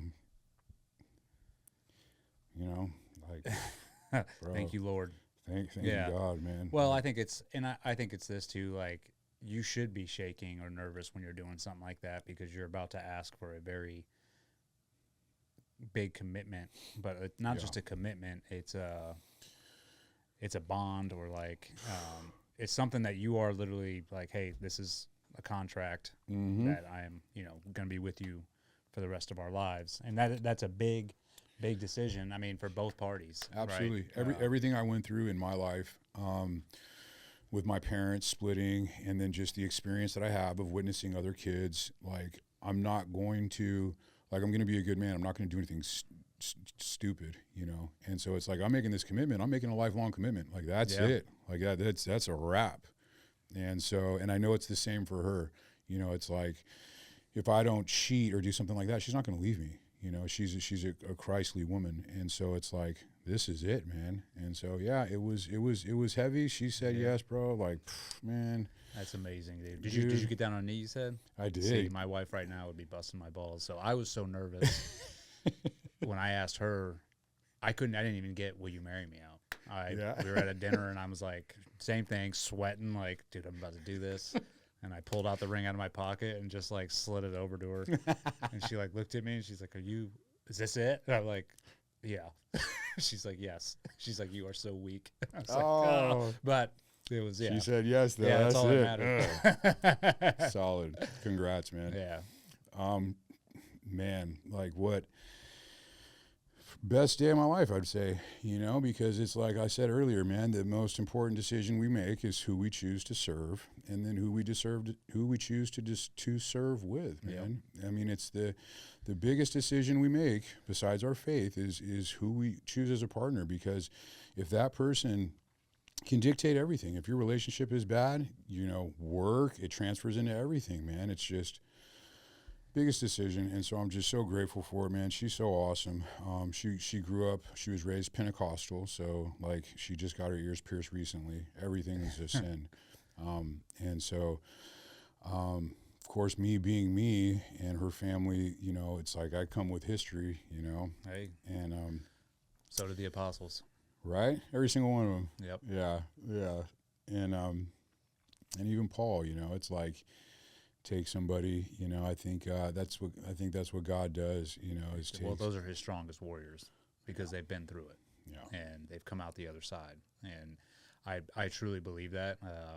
Like, and nothing wrong. Like, hey man, if you've never done anything in your life like that, or you've been a, you know, Christian, straight-laced, great, good on you. But I do feel like the people that have like been through the valleys of, you know, Amen. Their whole life fighting against God, you know, and sort of like, because I was the same way, you know, pushing it off, and then finally later on in your life when you succumb to it and you're like, dude, okay, I can no longer control what's going on with me. I can't handle this anymore. And if you are able to just give everything to him and fully dive in, the amount of experience that you have, that you're able to partake in, like, like you said, serve other people. And, Amen. you know, people get more out of that than if somebody, it's almost like, you know, like a pastor, right? And gets up there and they're talking all this stuff. And you're like, dude, you haven't done, like, because that's what I used to think. I'm like, you haven't done it. You haven't seen what I've seen. You haven't, you know, and it's more relatable when you talk to people like, okay, this dude has been on the path that I've been on. And I think people can relate a lot more to that. I'm proud of you, Eddie. You know, I've heard some stories about you when you were younger. I'm you sure. know? Good for you, man. Yeah. No, that speaks volumes, bro. It's the same. I had the same experience as you, man. Like, you know, it took getting locked up, and I had a moment in there where I just gave. Really? Oh yeah. And I actually, I mean, for the listeners, I'm sure this is the 800th time you've heard this, but I'll never stop testifying to this because I think it's the most important part of my life. Is, you know, I believed when I was locked up that the teams and the government were going to do right by it, because I was like, what am I doing in here? And I was facing life without parole. I remember And so my wife was the only one who, you know, you got to marry a strong Christian woman. She was like, let me tell you something. She's like, nobody's coming to get you. Nobody's on your side. She's like, everyone's against you. Yeah. We're the only ones for you. Like, we're the only ones fighting. Yeah. And so that broke me. I went back to my cell.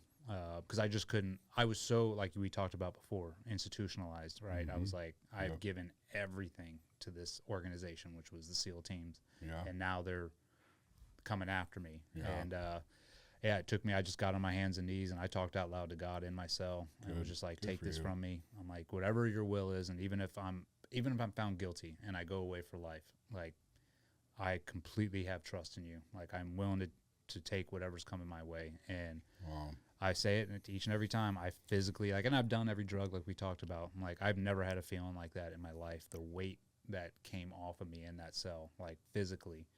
That's when I knew. I was like, okay, this is the path, man. Yeah. That's awesome, brother. You know, I'd had been told a couple of stories and things about, you know, while you were in there, and some of the things you did were highly honorable, bro. Like, a lot of respect, man. I appreciate it. So yeah, that was like good stuff, man. And then to see, because I remember when all that stuff was going down, and I thought it was, I just thought it was wrong. It was a mess. And and then I remember hearing about that your wife was just solid, man. So yeah, she's a gangster, dude. Yeah. I love it, dude. Yeah, she is well, man. She, like, you got to marry her, bro. She, like, so we, you know, just get back kind of, so we're talking, we're dating, you know, we propose, and then, like, I'm going to the gym all the time, and she's like, yeah, and she's like, I find out, like, she can, you know, she spent a lot of years, like 9 years as a trainer and stuff, and she's not very big, she's short and, you know, little, and she tells me she can, like, deadlift 250. I'm like, are you serious? She's like, yeah. I'm like, man, let's go.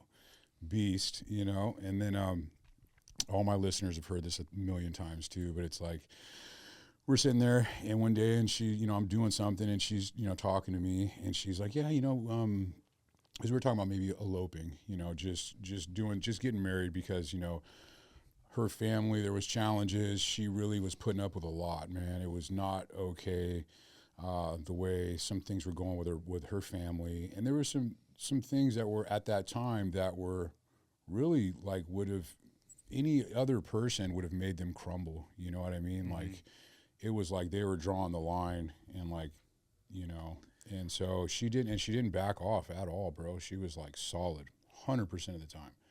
And that really speaks volumes of her character. Yeah, you know? She's got a backbone, and she stands her ground. Yeah, that's awesome. Yeah, and we're sitting there, and so we're talking one day, and she's like, I'm just doing my thing. I'm working. I'm on my phone. I'm always working. I got a problem with that. And she's like, yeah, you know, maybe we can, you know, go skydiving and get married. I'm like, yeah, okay, babe. And she's like, yeah, maybe we can, like, say our vows in the plane or something. And I'm like, yeah, okay, babe. And then she's like, well, maybe we can do it on the ground. And then, like, I'm like, wait, so I'm like, did I just agree to skydiving? I'm like, wait, you're actually really serious? And she's like, yeah. I'm like, okay. Like, I had never jumped before or anything. She had never jumped before. And so I was like, all right, babe, like, I can't back down. And I was a little girl. She's like, you know, asking me to, you know, so I was like, absolutely. So we jumped. That was a year ago, August 31st. Otay? Yeah, we were in Otay. we didn't end up going, I guess, to San Diego Skydive, which I guess is Brand's place. We ended up, I thought that's where we were at, but I guess we were at the other spot, which was funny. We're getting hooked up, and the guy was like, "You work out at Warhouse," and I'm like, "How do you know that?" And he's like, "I work out there too." He was a SWIC guy. Okay. Yeah, it was sweet, man. I'm talking about an awesome time, dude. I was nervous. I was like, man. Oh yeah, dude. I mean, that was your first time. First time. Yeah, there'd be something wrong with you if you weren't nervous. Yeah. Yeah, but it was great, man. Anybody out there, I do it. Like, falling in my dream is way worse.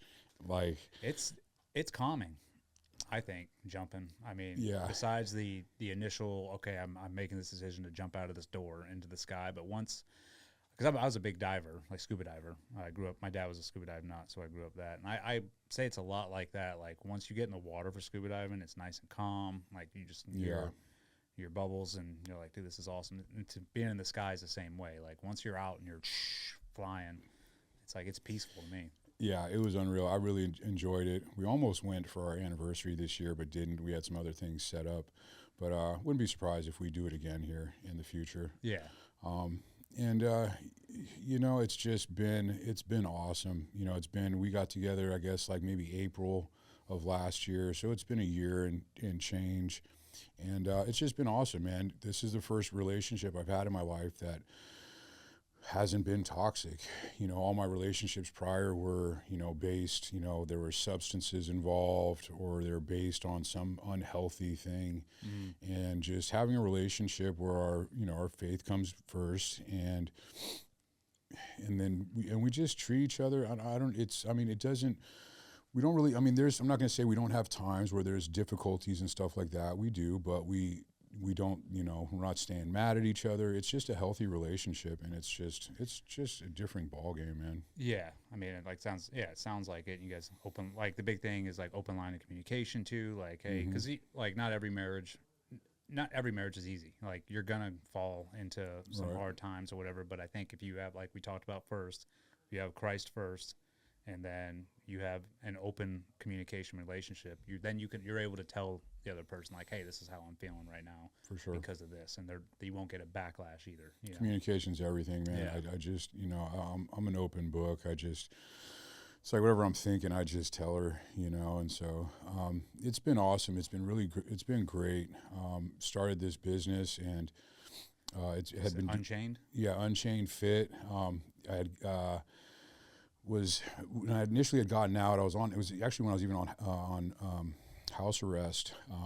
Eddie, I had gotten out, and so I've been reading all these books, and I finally got to a phone when I was in the halfway house, and so I hadn't gotten on social media, but I did get on YouTube because I'm a guy and I like the stuff on YouTube, and so I'd known about, like, I guess the Sean Ryan show, so I got on there, saw his thing on Sean Ryan, and was like, man, I can dig it, like that's. So I ended up, like, getting on a Patreon. Was on a Patreon with Eddie. It was the first time I actually shared any of my testimony. I'm on this Zoom call with him and the rest of the guys on there. There's about like 40 or 50 dudes. There's a few women in there, but they were all military or LEO, first responder. And I was kind of nervous sharing my story, being like, being some convict. And but it like went over well, and so that was the first experience I had with it. And so that actually kind of led to helping give me the confidence to kind of help start putting my story out there. Your story's powerful. Yeah. Yeah. So can I ask you, I'm going to ask you something. And it's something that I dealt with too. That's why you were talking about earlier about forgiveness, right? Yeah, let's get into it. While you were in there, and coming out, obviously, when you're released and you see your mom and the toll it's taken, and it was the same with me. My dad must have aged 10 years while that was going on with me. Did you have a hard time forgiving yourself? Absolutely. Yeah. Absolutely. It's a thing I preach all the time these days is forgiveness. I think that's one of the biggest problems that us as men have. Yeah. And especially, it starts with ourselves, of course. One of the things that really got me to kind of even bring forgiveness to my radar because I'm so hard-headed was it was sentencing day for the guy that murdered my brother. And before this, I'm like, man, this guy's mom, his dad, their cat, and everybody with him. But so I'm in court, and it's the day where the victim impact statement, the victim's family can make statements in court while the defendant's there. It was when he took the deal. My dad, my father, man, much respect to him. He's a different man than he's a Christian. He's the one that got me, largely responsible for bringing me back to my faith. He's the one dealing with the investigator and everything, and he made a decision to put a deal on the table for the guy of giving him the possibility of parole, because it was premeditated, first degree. It would be LWOP. It'd be life without parole. And so my dad made the decision. He put it out to family members, but he made the decision of giving this guy the possibility of parole. If he copped to the deal, took the deal, it'd be 25 to life with the possibility of parole. So the guy jumped all over it, of course, because he just was a slam dunk case. And so that was almost bothered me. I'm like, not really supporting it, not knowing why he did that, not really content with it, And we go into court, and so we all make statements. My brother, my older half brother, my aunt, a couple of friends of mine that I've known since I was a kid, and then I went up and I actually read something for my mother because she couldn't be there. She just couldn't be there. So I read something for her, and my dad got up and read actually a letter that my brother had written to him just before he died, which was crazy. And but my dad says something and turns around and moves towards the defendant, and the bailiffs and everybody kind of gets rattled, and my dad just kind of goes up and just puts his hand on the guy's shoulder and was like, hey, he's like, I want to let you know I forgive you. He's like, my father asked that yeah, bro. I mean, my dad's a bad dude, bro. Yeah. Like, I never seen this dude back down from nothing, nobody, no situation, nothing in life. Very rarely do you meet those people, you know what I mean? Those real, like, those kind of people. And so he's one of them. My brother was one of them, rest in peace. But he was saying that to him, and he's like, I need to be forgiven for my sins. He's like, so he's like, I want to let you know I forgive you. And he's like, he's like, you got a lot of time here. He's like, hopefully you can find God and you can learn that, and you can ask for forgiveness yourself. I was like, damn, did that really just happen? Like, that's crazy. That's powerful. Powerful, bro. Yeah. Powerful. And so that kind of got me thinking, that kind of like was like, oh, wow, like I respected it. Like I have the utmost respect for my father. And it's like, wow, like if he can do that, or if that's what he's doing, and I know I need to be right. So this was, a few years later, but I started chewing on that. And I learned at this point, as I'm sober and I'm more of an adult, my parents did the best they could. I can't hold any resentments to my parents or blame. I can't blame anybody for anything in my life. Having any sort of victim mentality, we all know, keeps anybody from moving forward in life, So I just, looked at these situations, that happening, my life that I had gone up until what happened with my brother, and it was like, holding on to all these things or whatever it may be was just keeping me from moving forward in life. And so I learned to forgive myself. And I, something that I still revisit all the time. Like I make, I have bad thoughts and I get on myself for it. It's like I need to have, my wife's always telling me I need to be nicer. She says, be nice to my husband is what she says to me. Yeah, same. Oh, yeah? We're the hardest on ourselves. Yeah. And so... But so I have forgiven myself, and I've turned it outwards. I forgive the dude that murdered my brother, which is crazy. It's there's still at times where I'm like, oh, but it's natural. It's natural, and we're human, we're sinners, and it's just so. But I give it up, bro, because it's like I need to be forgiven. All the things that I've done, it's like I make it a habit, and would like to. I ask for forgiveness all the time. I believe that I should be asking for forgiveness on a daily basis, just for whatever it may be. Yeah, the reason I ask, is because obviously I still go through the same things, every once in a while, like, you get those feelings of, and my thing was like, I was angry at the accusers, the other SEALs, right? And I got out and I'm like, dude, and I was stewing on it for a while. I'd be in the shower just Yep. stewing, right? Because that's you're alone in there with your thoughts. Yep.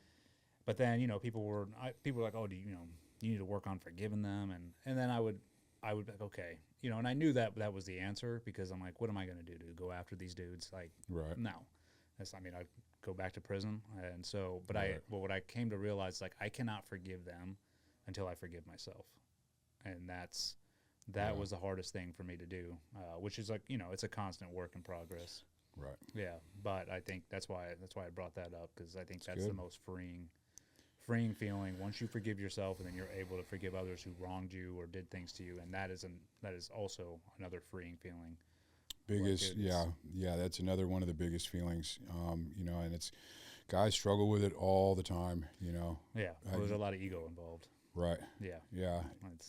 It's been a blessing, man. I just have had, I work with, it's funny, man. God has a great sense of humor, man. He cracks me up, dude. It's like, today it's like, so I have this program where I help men with, it's basis on fitness and nutrition, workouts, all that stuff. But there's so much more to it, guys are changing their lives, man. It's like when I believe, we're creatures of habit. How we do one thing, we do everything. So it's like guys start getting really disciplined with their routine, with their workouts, with their food, track and everything. It's like it trickles into other areas. So you got guys that are having the best months they've ever had in a business that they own. Their kids are now doing better. They're getting in better shape, or the wife is now working out. A thing we do is like, guys that are, if they've served, or if they're like an LE, if they're a first responder, LEO, whatever, I work with them. Their spouse can join for free. They can work with my wife. She works with the women. I just work with men. Yeah. And so that's kind of a cool way for me to give back. And God cracks me up, like I was saying earlier. So I've got like, at the moment, I have a couple of guys that are LA County sheriffs that are on the program that I'm working with. So guys that I used to be in corrections with, that are now on my program. Like, that's awesome. It's cool, man. Yeah. What is that saying? If you want to make God laugh, tell him your plans. Yeah. Right. Absolutely. Yeah. It's been a blessing, dude. I got guys that are like fire department. A guy was one of the first, I get reached out to all the time. I got some feedback from a guy, some positive feedback, and his profile picture, he was in uniform. So I reached out and I was like, hey, thank you for your service. I have the utmost respect for guys that have served, or guys that are, law enforcement. It's like these guys are the ones looking after my wife when I'm not there. You know what I mean? And so it's like, and what they do just in general. So I have that most respect. So I told this guy, thank you for your service. I was like, if there's anything I could ever do to be a service and help out, let me know. And he thought, I would later on find out that he thought that was pretty funny. But something came up, and a few months later, we had spoke a little bit, but he was like, hey, there's a recovery center for first responders, guys that are struggling with substance abuse or have gotten in trouble for substance abuse. Would you be interested in coming and speaking there? Yeah, roger that, bro. Send it, man. So went, spoke there, which was awesome. Spoke at another rehab. That gentleman just ended up retiring from Southgate PD, and he invited us to his retirement party, and then getting close, and I think his wife had hinted to my wife about like maybe having me say a prayer, do the I forget what it's called, the invocation prayer or something like that. And so I was like, okay, like I'm nervous, bro. I'm talking to like my inner circle of guys that I have. We're all solid Christians, and I'm bringing it to the table, and it's like, okay, like, so I'm gonna do that. And then we show up, and we're at the event, and we get there, and he asked me, he's like, hey, he's like, didn't you know that I was gonna do the prayer? And he's like, hey, but why don't you like share something, like share about us or whatever, who you are. And I'm like, great. And here I am speaking at this.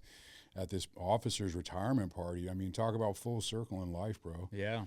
So it was like opening up the event. It was like one of the first things we did was me come up and spoke, mentioned about us meeting, and then, a little bit about my history, and then I said a prayer for it, and it was great. It was good.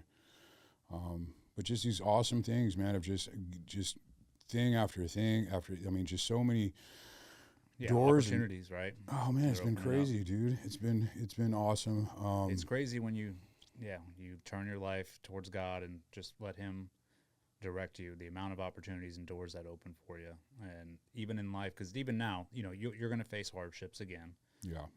But what I found is like every time there's a hardship in life, you know, I know to give it to God because I know 2 more doors are about to open for me in some form or fashion. I just have to have faith and be looking for them. And not having that, like you said, the big thing is not having that victim mindset. 100%. Like, woe is me. Why is this happening to me? Absolutely. And which is, I think, is a epidemic in this country, has been for a while. Which is why I think there's a lot of men looking for guys like you, guys that have been through the ringer, who have come out the other side, and they're looking for that type of leadership because society wants you to be a victim. They want you to stay down and be a consumer and all the other things that come, all the distractions that come in this country. And you know, it's funny, like the closest I was ever to God was in prison. Same. Right? Yeah. Let's because all of the distractions. Yep. You don't have any of that, and you simplify your life. I was the same way. I woke up, I worked out in my cell. I had these little, I regimented my life in there to where it was good for me, but it was so simple.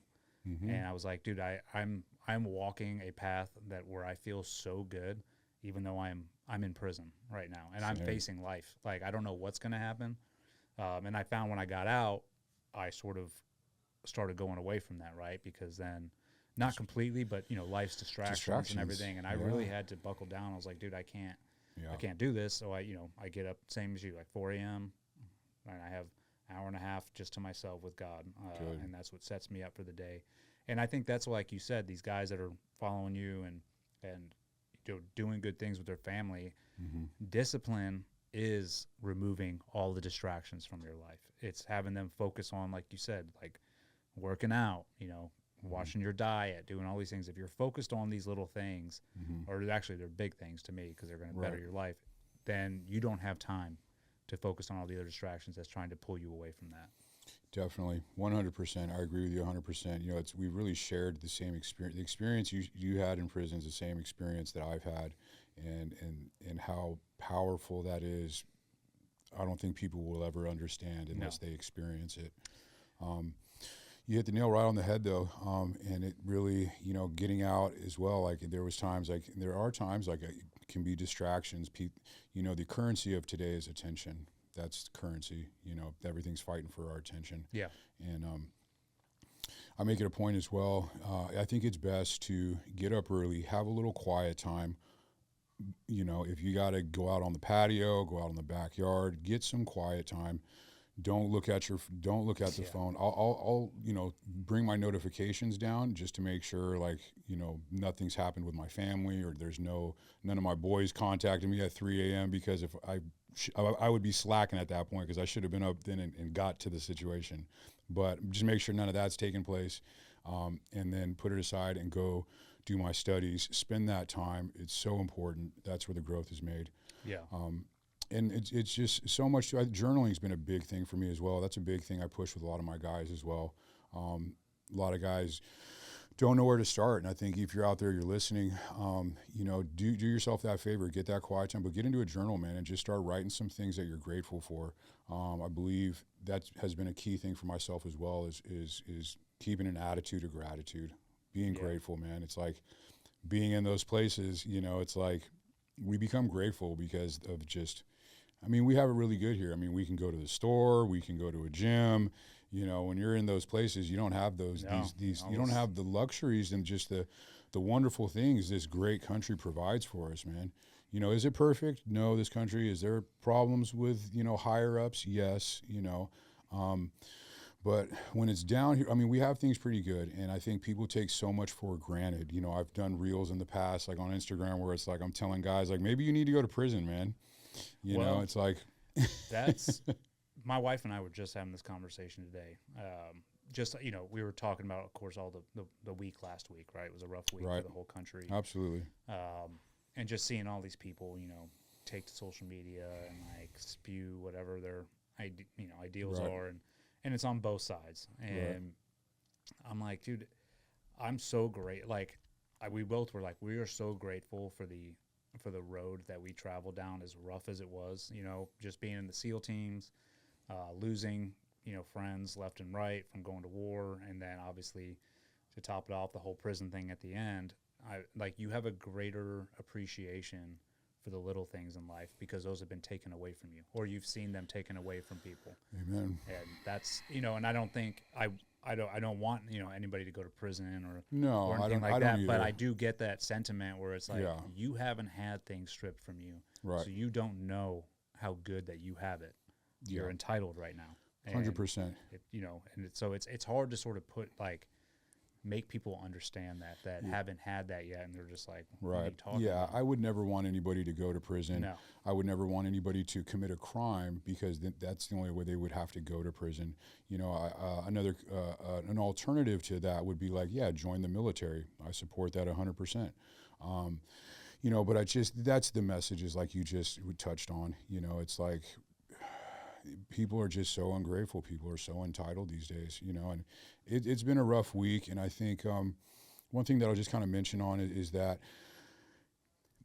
again, it comes down to good versus evil. Yep. And it's God, again, cracks me up, dude. It's like people think they're so good and they think they're going to do something and it's going to have a certain impact. And it's like, boom, has a completely adverse impact. I mean, all the support that Charlie's family is getting, all these new, I think it was like up to yesterday, it was like 32,000 requests for new chapters to be opened. Yeah. I see a lot of people, everybody's going to church. It's been sad. My wife put out something that was just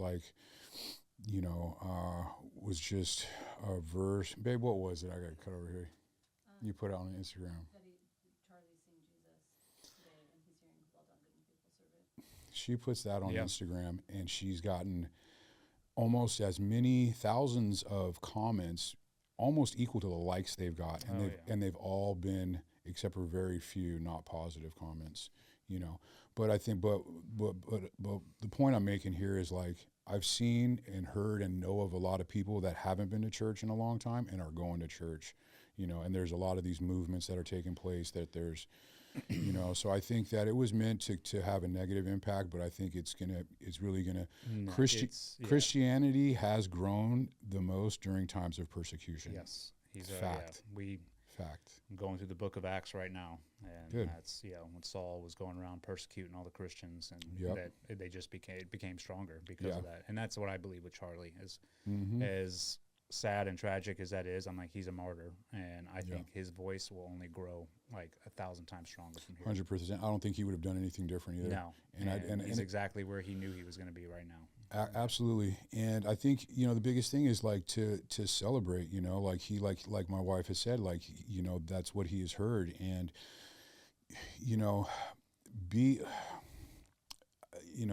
it's tough, it's challenging, but I think things need to be celebrated more. So much of life is just perspective, man, how we look at it, Mm-hmm. at the end of the day. I'm grateful, man. I'm grateful, and I really feel like I'm doing my purpose today. And I share my faith openly. I mean, it's great. I got a lot of guys that come to me that get on the program and are working on their faith. I got people that just ask me stuff, and I share with people all the time. So I think we just at the end of the day, it's another thing that purpose first, man. Purpose in life. It's like going through things I've gone through. I believe a lot of guys, I work with a lot of guys that have, were in the military, and it's like identity. Guys come out, it's like they lose their identity or what they thought was their identity. What they thought, what I mean? And so helping guys find purpose, community. I mean, I can go into a whole nother thing here, Yeah, that's a whole other, and that, I mean, and that's a great topic also as well. I think, dude, your story is amazing. I mean, even it involves prison and all the things that you had to go through. I think, like I talked about before, your story is more powerful than people who have never had to experience any of those things, especially where you are now. Thanks, and I'm grateful that you're doing it. Appreciate it. Like I said before, I didn't know anything really too much about you. And I started looking you up, and I was like seeing, what you were saying, what was coming out of your mouth. I'm like, dude, that's awesome. And so it's an honor to meet you here, man. It's an extreme honor. I'm super grateful. I give all credit and all glory to God, man. It's Amen. like, you know, and anybody can do it. If I'm able to do it, if I'm able to make this change, anybody can. You know, but so I think the biggest thing is just starting, like we've both agreed, we both had the experience controlling today, like control the controllable. You know, what tangible decisions can you make today that are the good choices? You can control what you eat. You can control whether you work out or not. You can control your attitude on the things that you experience. Like, figure out a good day for yourself. Anybody out there that's listening, if you want to make changes, figure out what a good day looks like for yourself. Run it. And if you know, you keep making adjustments, wrench it down, figure out what a perfect day looks like. Figure out that day and then just copy and paste it. If you got a problem with picking up the bottle, if you've got whatever issues you got, you know, if it's pornography or whatever it may be, figure out a perfect day, get that down, and then just copy and paste that day. Just repeat that day, and before you know it, you'll look up, a lot of time has gone by, and you're going to be way in a different place than you were before, man. Yeah, so it's discipline. Yeah. I mean, Yeah. that's awesome. Well, brother, I'm glad Thank you. that we had this conversation, man. I know that Likewise. people listening will get a ton out of it. One more thing just popped in my head. Sure. Something that I don't know if you've done. It's something that I was blessed to be invited to here, and I freaking love it, and I'm sure they have it in your area. Is I go to the local penitentiary here every once in a while and talk to the prisoners that are, you know, they have their own Bible study, but I get to go talk to them and just share my story, my testimony, and just things that have helped me, you know, get through and sort of give them hope. You know, not hope, but like, hey, it will be fine. And I know somebody from your background will have a bigger Let's impact. do it. I'd be honored to do it. You know, I would like to do that. That's what I want to get to. I'm starting to make my way a little bit into that. I'm starting to have a contact that I need to follow up with, like with Prison Ministries, who's the director of California. But I'd be happy to. I would love to. I mean, if you're already doing it. It's complicated because, as you know, we will go show up there, and then you're not considered. They're on lockdown usually most of the time. So then you get turned away. But every once in a while, we get in there and are able to talk to them. And I tell everybody this, like, it's my favorite thing to do. Out of anybody that I get to talk to, it's the prisoners that are locked up, because those are the realest people I've ever been around. The people that have everything stripped from them. Yeah. I'm like, there is no faking the funk in there. I'm like, this person is the most authentic, real person at this time that's trying to be better. And they're not perfect. Nobody is. But I love, like, trying to pour into them, and then just the feedback that you get from them. It fills my cup, man. And not saying I love talking to other people too, but that's my favorite group. No, I love it. I agree with you. Talking with people that have struggled, going through similar things, I'm all for it. I mean, if anybody out there is listening, I'm all for coming and speaking at anywhere, whether it's kids, whether it's adults, whether it's, you know, facilities, if it's rehabs, whatever it may be. I'm all for sharing my testimony. Where can they reach you at? Biggest is just on Instagram. I run it myself. Okay. You know? So it's unchained_fit. Just reach out to me on Instagram. I'd be more than happy. I mean, I travel all over the place. If you're willing to cover some traveling costs, that's great. But no, But no, I'm all for it. That's how I got started in this, and it's still my biggest thing is how I can give back, how I can be a service. That's what I get the most out of. Awesome. Well, yeah, we'll put your Instagram handle below definitely when this comes out, so people will know where to reach you. Because I'm sure there will be people that want to. It'd be great. All right, brother. Awesome. It's an honor. Yeah. Hey, it was an honor for me too, man. I'm glad that we had this conversation. Good, man. All right, my man. Yes, sir. Out. Hey, what's up, guys? If you've been following me for a while, you know I'm a huge fan and supporter of Firecracker Farm. Alex, the owner, is not only an incredible human being, but he makes an incredible product, and that is why we could not be happier that they are sponsoring the Shoot Me Straight podcast. Each guest, when they come in, will get a sample of Firecracker Farm so they can take it back and enjoy, and I can tell you, to each person that we've given it to, they have not been disappointed. You can put put this salt on your favorite food, favorite beverage. I've even seen people put it in their coffee. They love it. There's an assortment of heat, so if you don't like it too hot, they definitely have that taken care of with some mild flavors. And then it goes all the way to extreme heat if you like to sweat. So if you guys are interested in purchasing some, go to firecracker.farm. All right, thank you for listening, and God bless.